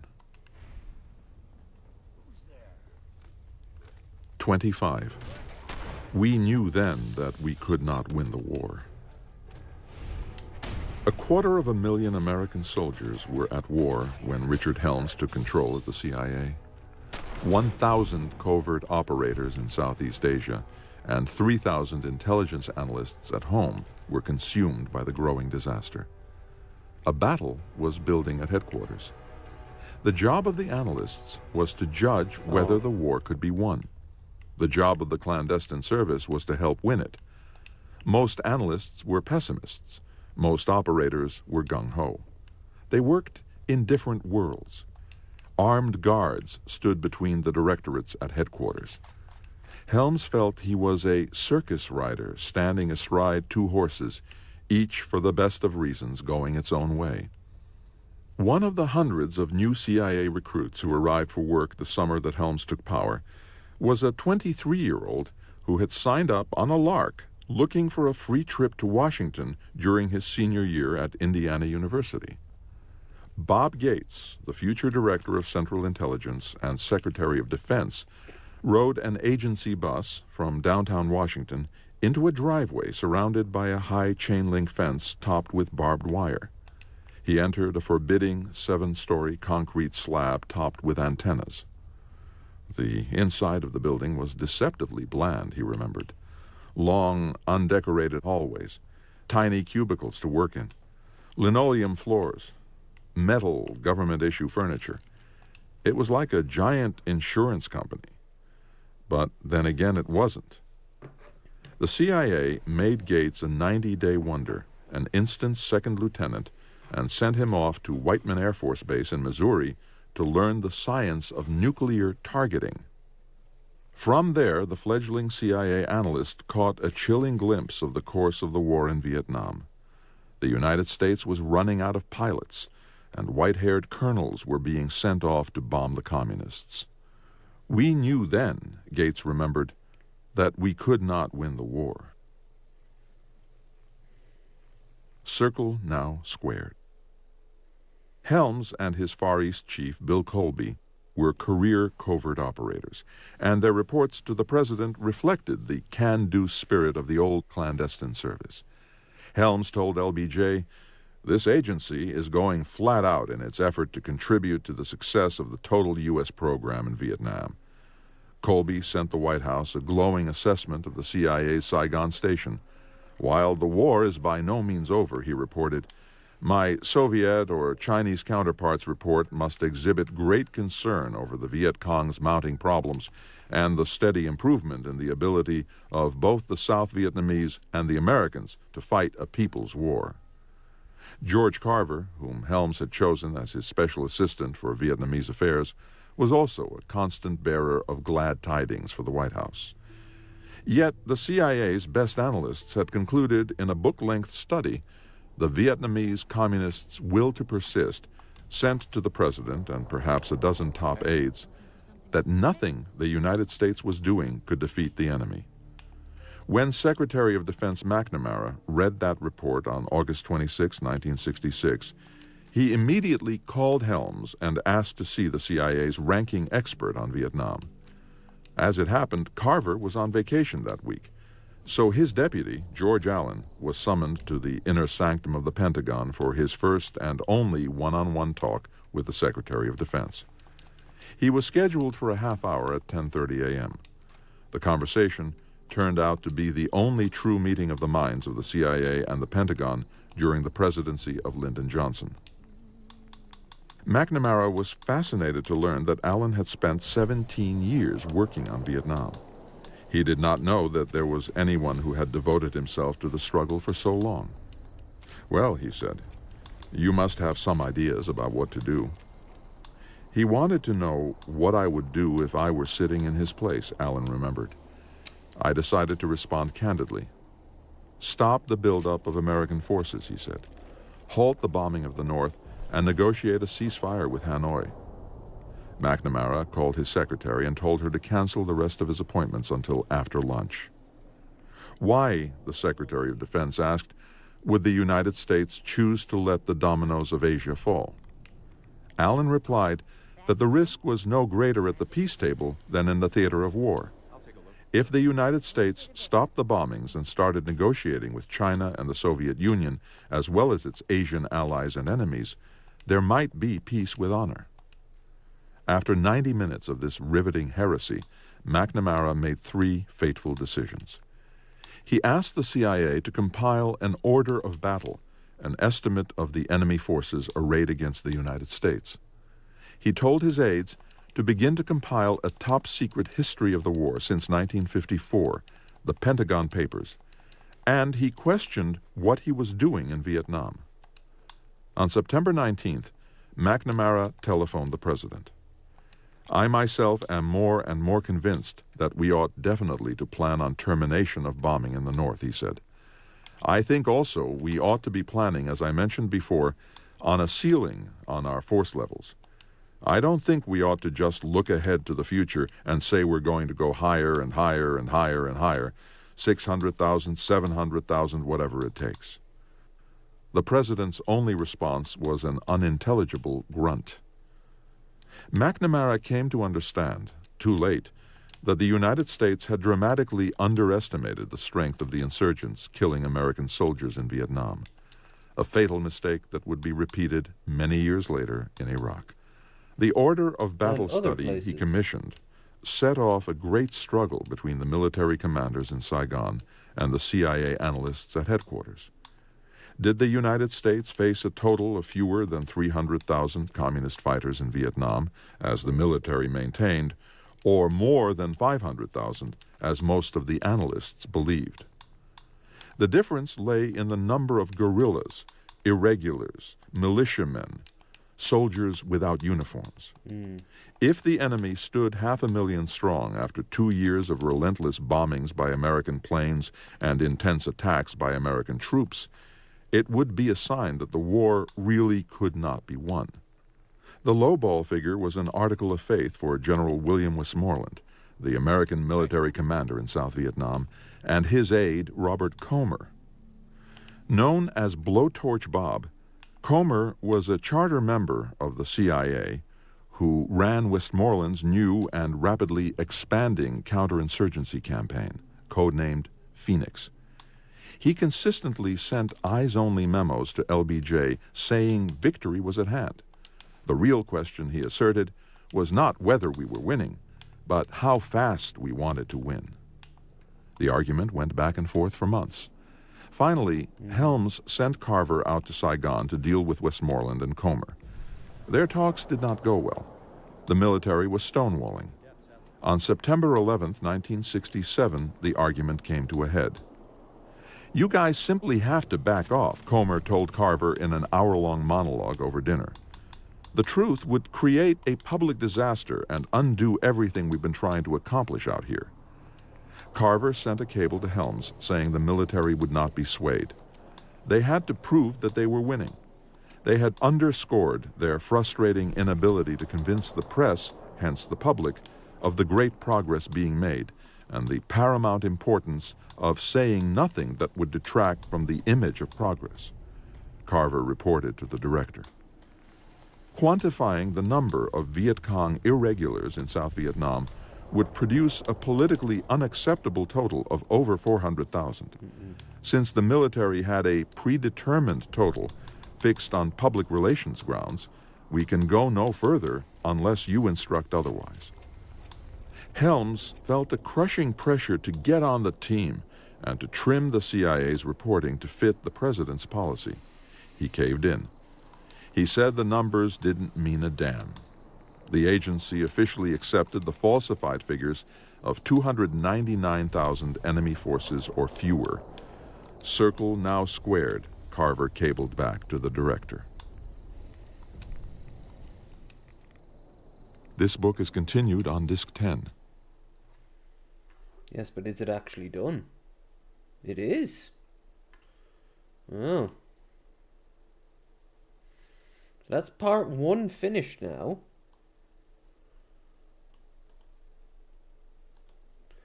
You guys on YouTube will be able to see this yourself.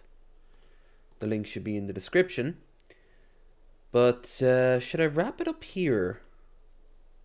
It says it's another 10 more hours. Oh, for once I don't need to get off my arse and do that. I'm feeling a little peckish, but nothing that can't wait. Another 15 minutes.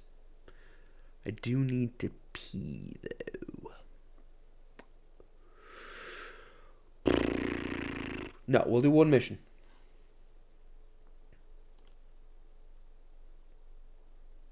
Just the one. So, Legacy of Ashes by Tim Weiner continued. Disc 10. The suppression and this is the falsification second of and last reporting on part. Vietnam had a long I'll have history. both in it. In the spring of 1963, John McCone had come under enormous pressure from the Pentagon to scuttle a pessimistic estimate that cited very great weaknesses in the government of South Vietnam, including poor morale among the troops, terrible intelligence, and communist penetration of the military. The CIA rewrote that estimate to read, "We believe that communist progress has been blunted and that the situation is improving." The CIA did not believe that.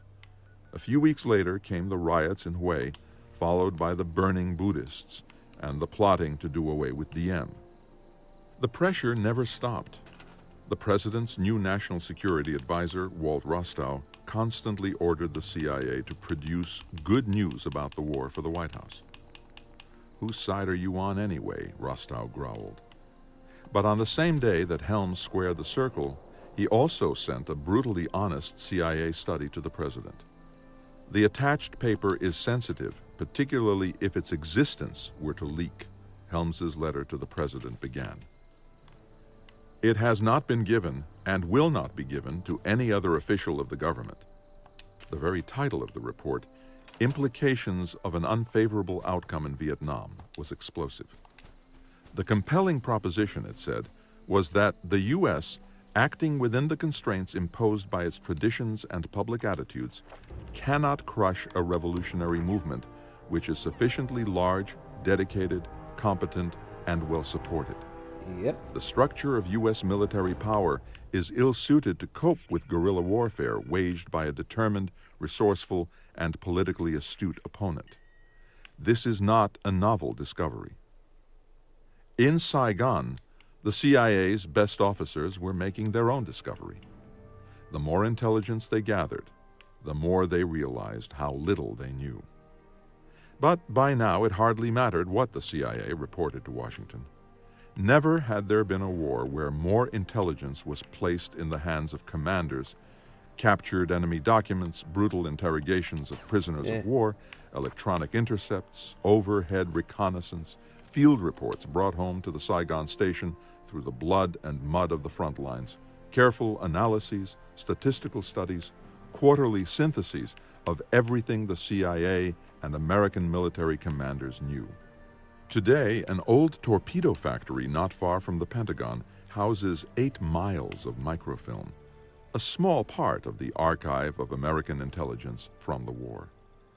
Never had so much intelligence meant so little.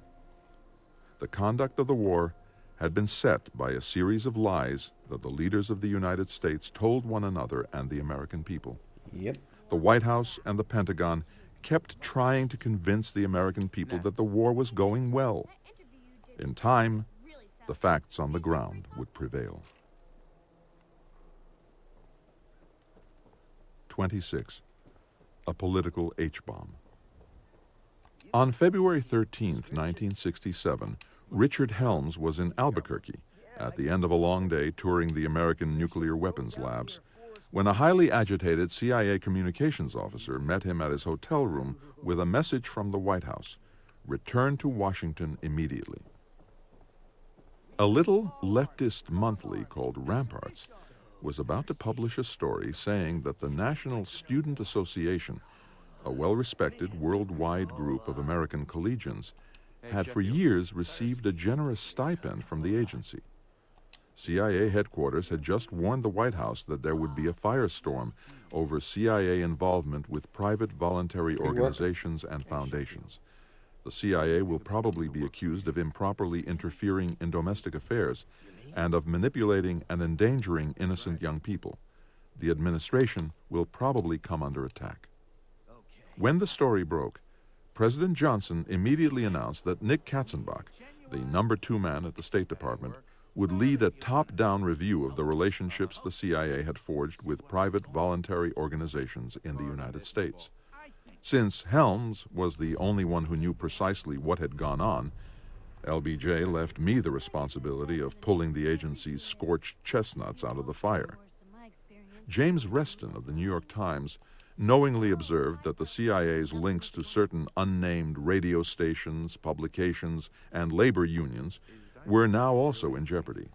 In short order, 2 decades of secret work by the CIA was laid bare. Radio Free Europe, Radio Liberty, and the Congress for Cultural Freedom were revealed as the agency's creations. All the influential little magazines that had flourished under the banner of the anti-communist liberal left, all the eminently respectable groups that had served as conduits for the CIA's money and people, such as the Ford Foundation and the Asia Foundation, all were interwoven in a paper trail of dummy corporations and front organizations linked to the CIA. When one was blown, they all blew.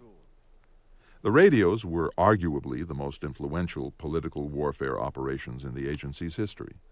The CIA had spent close to $400 million subsidizing them, and it had reason to believe that millions of listeners behind the Iron Curtain appreciated every word they broadcast. But their legitimacy was undercut when they were revealed as the CIA's frequencies. The agency had built a house of cards, and Helms knew it.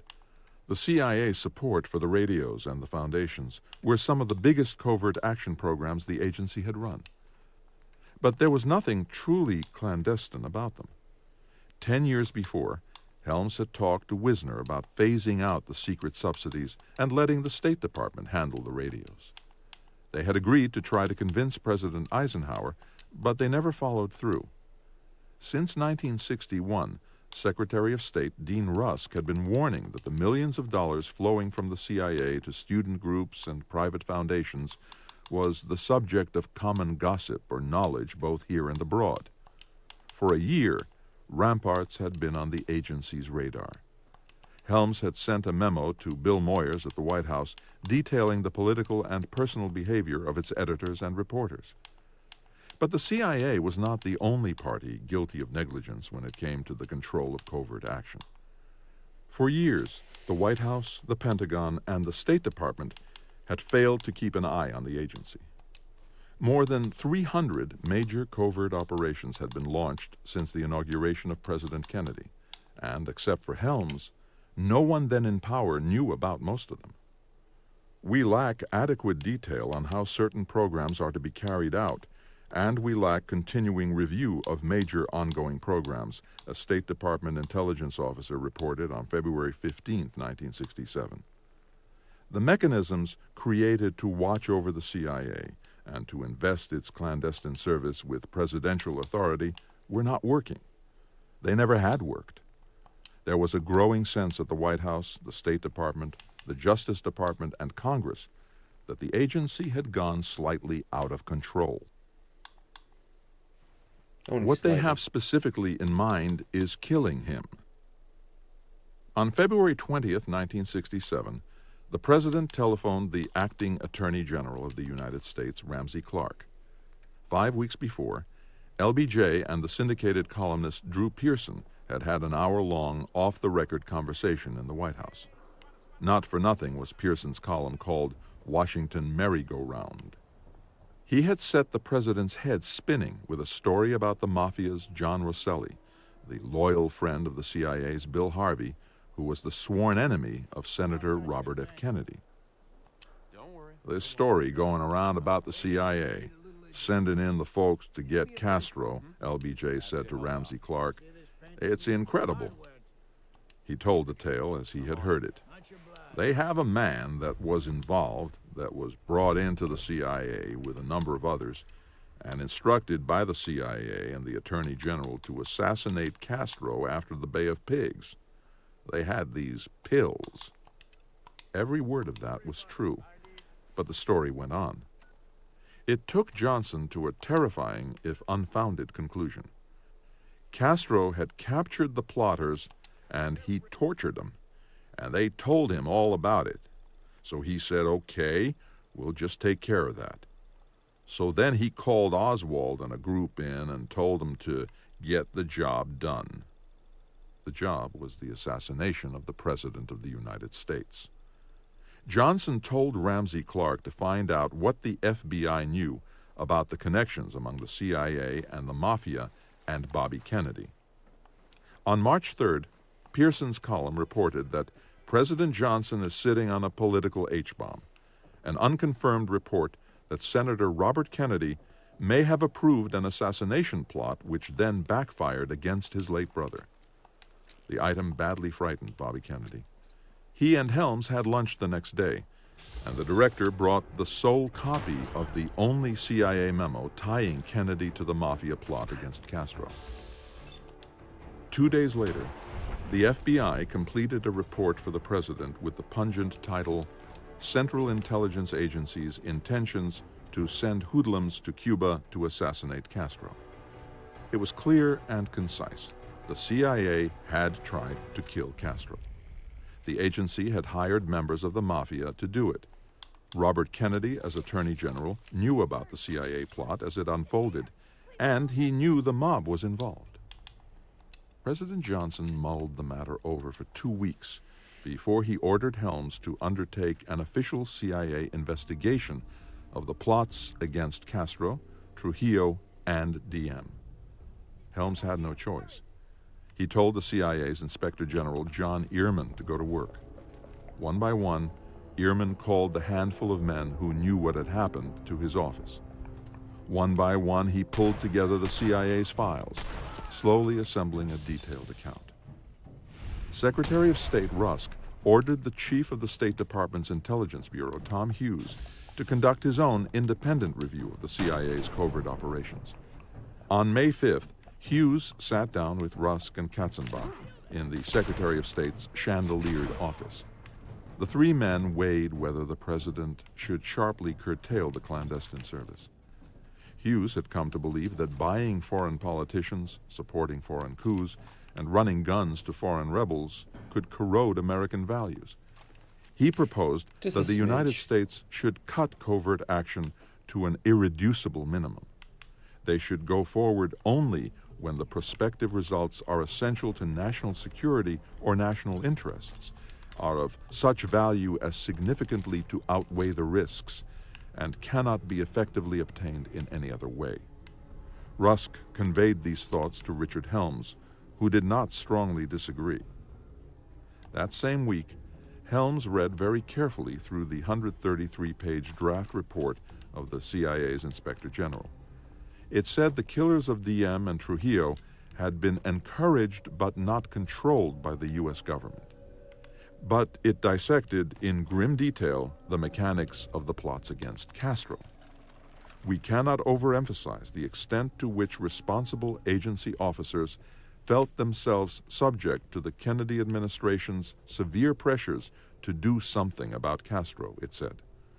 We find people speaking vaguely of doing something about Castro when it is clear that what they have specifically in mind is killing him.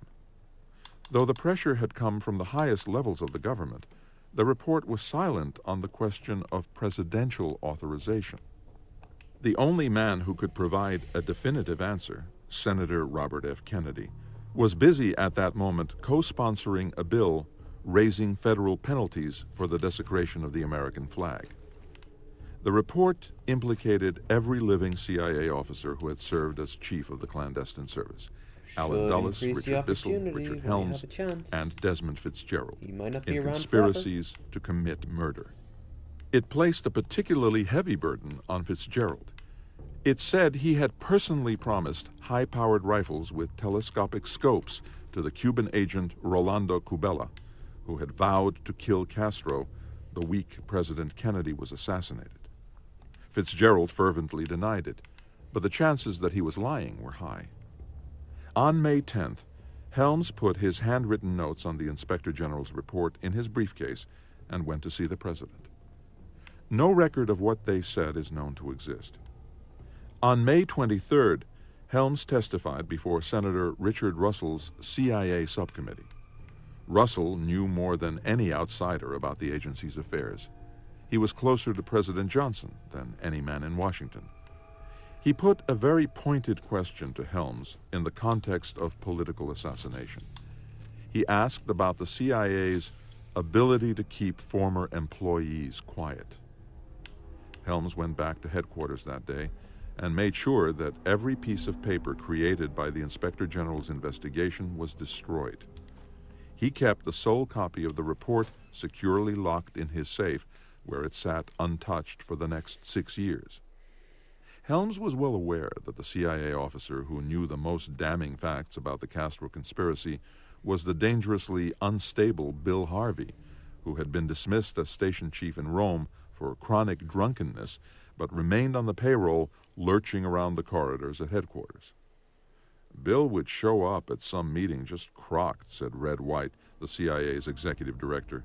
He'd drink those bathtub martinis. White King. recalled meeting in Helms's office with Des Fitzgerald and Jim Angleton in the last week of May 1967. The subject was what to do with Harvey. They eased him out of the agency with the greatest care and tried to make sure that he had a quiet retirement. The CIA security director, Howard Osborne, took the washed-up officer out to lunch and recorded his extreme bitterness toward the agency and the director, and his willingness to blackmail both if backed into a corner. Jesus. Harvey would return to haunt the CIA before his death. A man obsessed. It was a time of great professional peril for Helms. Throughout the spring of 1967, he faced another crisis at headquarters, as grave as the ticking time bomb of the assassination plots. Some of his best officers had started an internal rebellion against the conspiracy theories of Jim Angleton. I love how this book For more than a decade, ever since Angleton had nothing but obtained, negative with about Israel's help, the CIA. a copy of Khrushchev's so secret suck at their speech job. denouncing Stalin, he had enjoyed an exalted status at the CIA. He still controlled the Israeli account and liaison with the FBI, along with his crucial role as chief of counterintelligence, the man who guarded the agency against penetration from communist spies. But his vision of a master plot run by Moscow had started to poison the agency. A secret CIA history of Richard Helms as Director of Central Intelligence, declassified in February 2007, reveals in detail the precise tone and tenor of Angleton's work at headquarters. Angleton, by the mid-1960s, had come to hold a set of views that, if accurate, portended grave consequences for the United States. Angleton believed that the Soviet Union, guided by as skillful a group of leaders as ever served one government, was implacable in its hostility toward the West.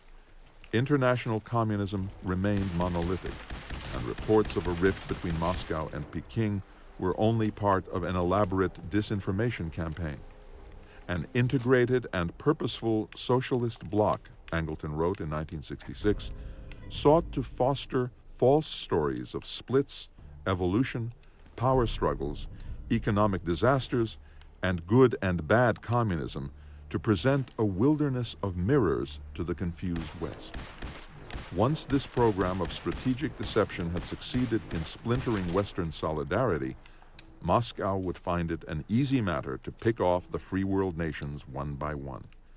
Only the Western intelligence services, in Angleton's view, could counter this challenge and stave off disaster.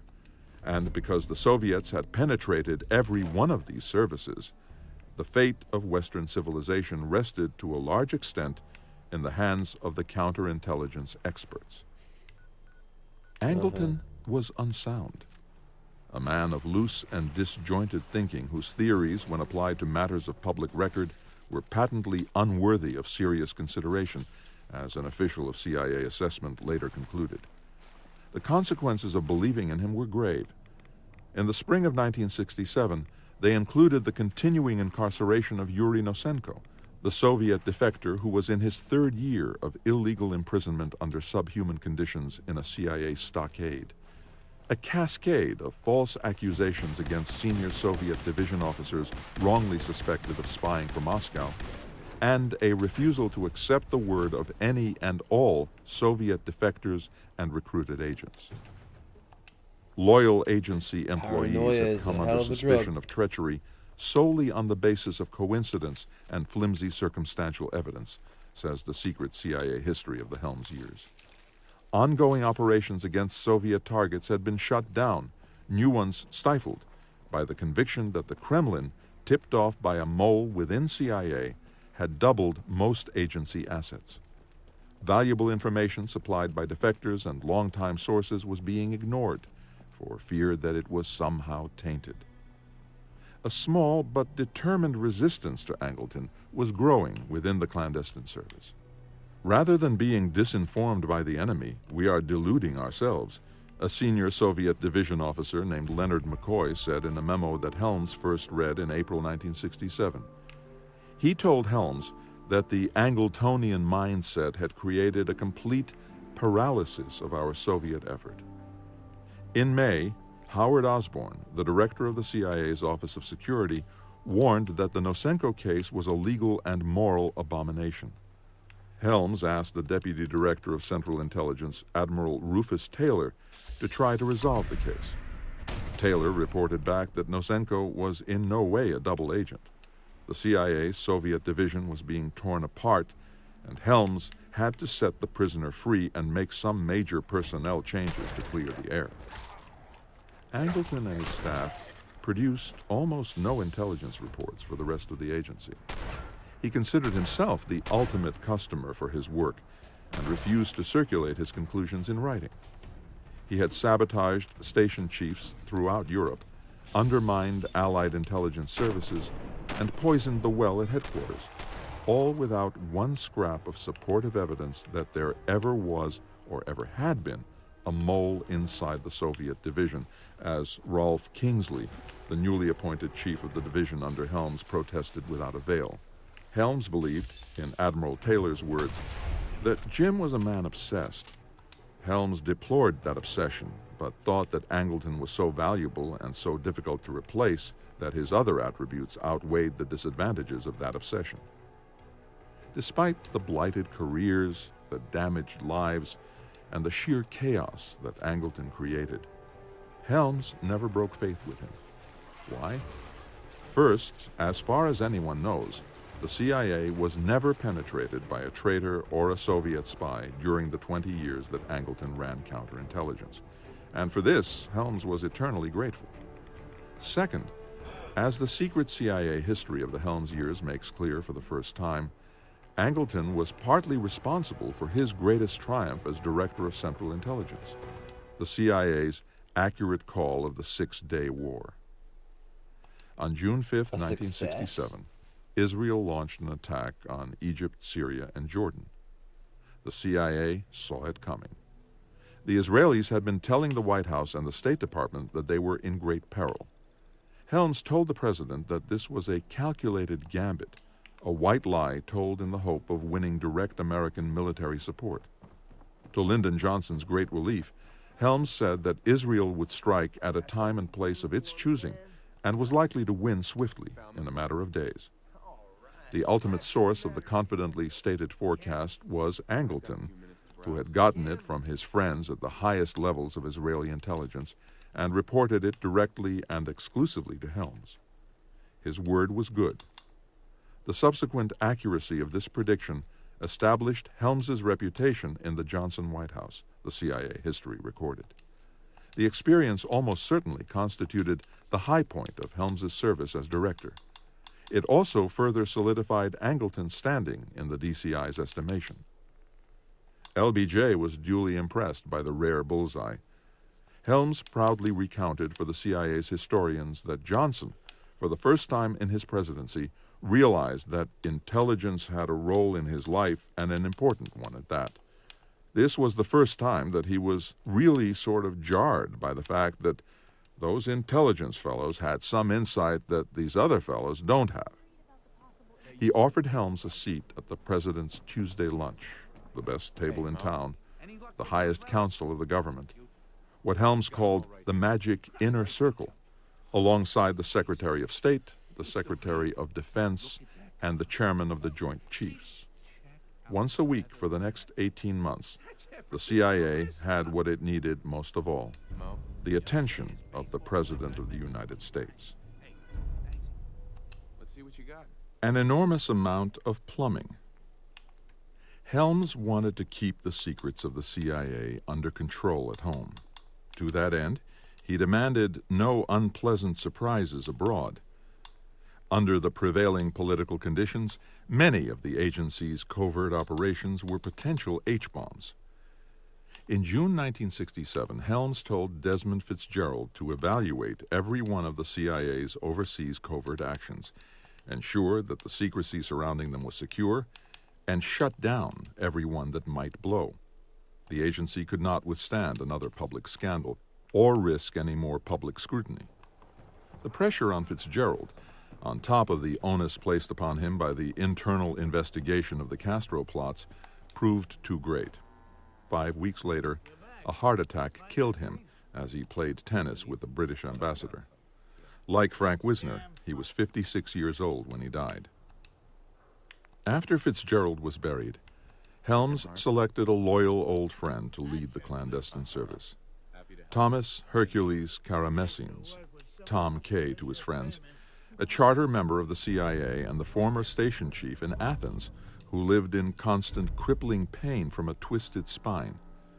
Together in the summer and fall of 1967, they continued the worldwide review of the CIA's covert operations.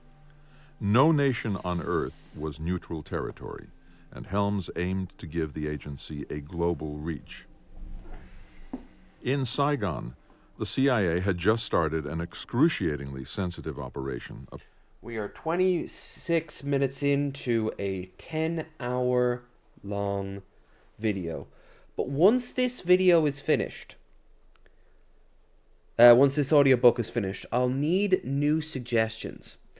And as the first one got a little bit wild, and the second one is a little bit more grounded, I think the third one should be fun. So if you've got an audiobook you think I'd enjoy, and I wouldn't get in trouble with copyright, and if you have yourself or maybe you think an album would be good, maybe you think some stand-up would be good, again, copyright. All this stuff, even a debate. So long as I won't get in trouble for it, send it my way. As for this will be uploaded on Tuesday. That's the plan anyway.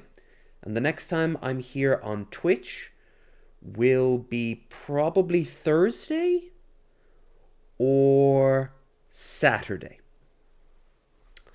As for what, I'll flip a coin. Cyberpunk or Yakuza. Both pretty fun. For whichever one doesn't win out, we'll do the other one. Besides that, I'm doing exercise streams now on YouTube. On Wednesday, Landon will be joining me for a drink over on YouTube. On Friday, Commissar Feelgood and I will be starting UFF, her version of UFF, which is a Vampire the Masquerade. And then on Sunday, Ignar and Drake will be back. Hopefully this time we won't have any technical issues. But yeah, if you enjoyed it, remember to like, share, and subscribe if you're over on YouTube. And check out the original work, it should be in the description. Both versions, as we did switch it over. And if you're here on Twitch, be sure to follow, subscribe, throw me some bitty bits. Check out the links for Blue Sky, that's where I'm at, and Twitter, I guess, maybe. And Discord, where I should really do other things than being on Discord. But for now, I just want to say thank you all so much for tuning in. I really now need to go and pee, so all I will say is bye-bye. And as always, do better than the CIA. It seems to be a really low bar.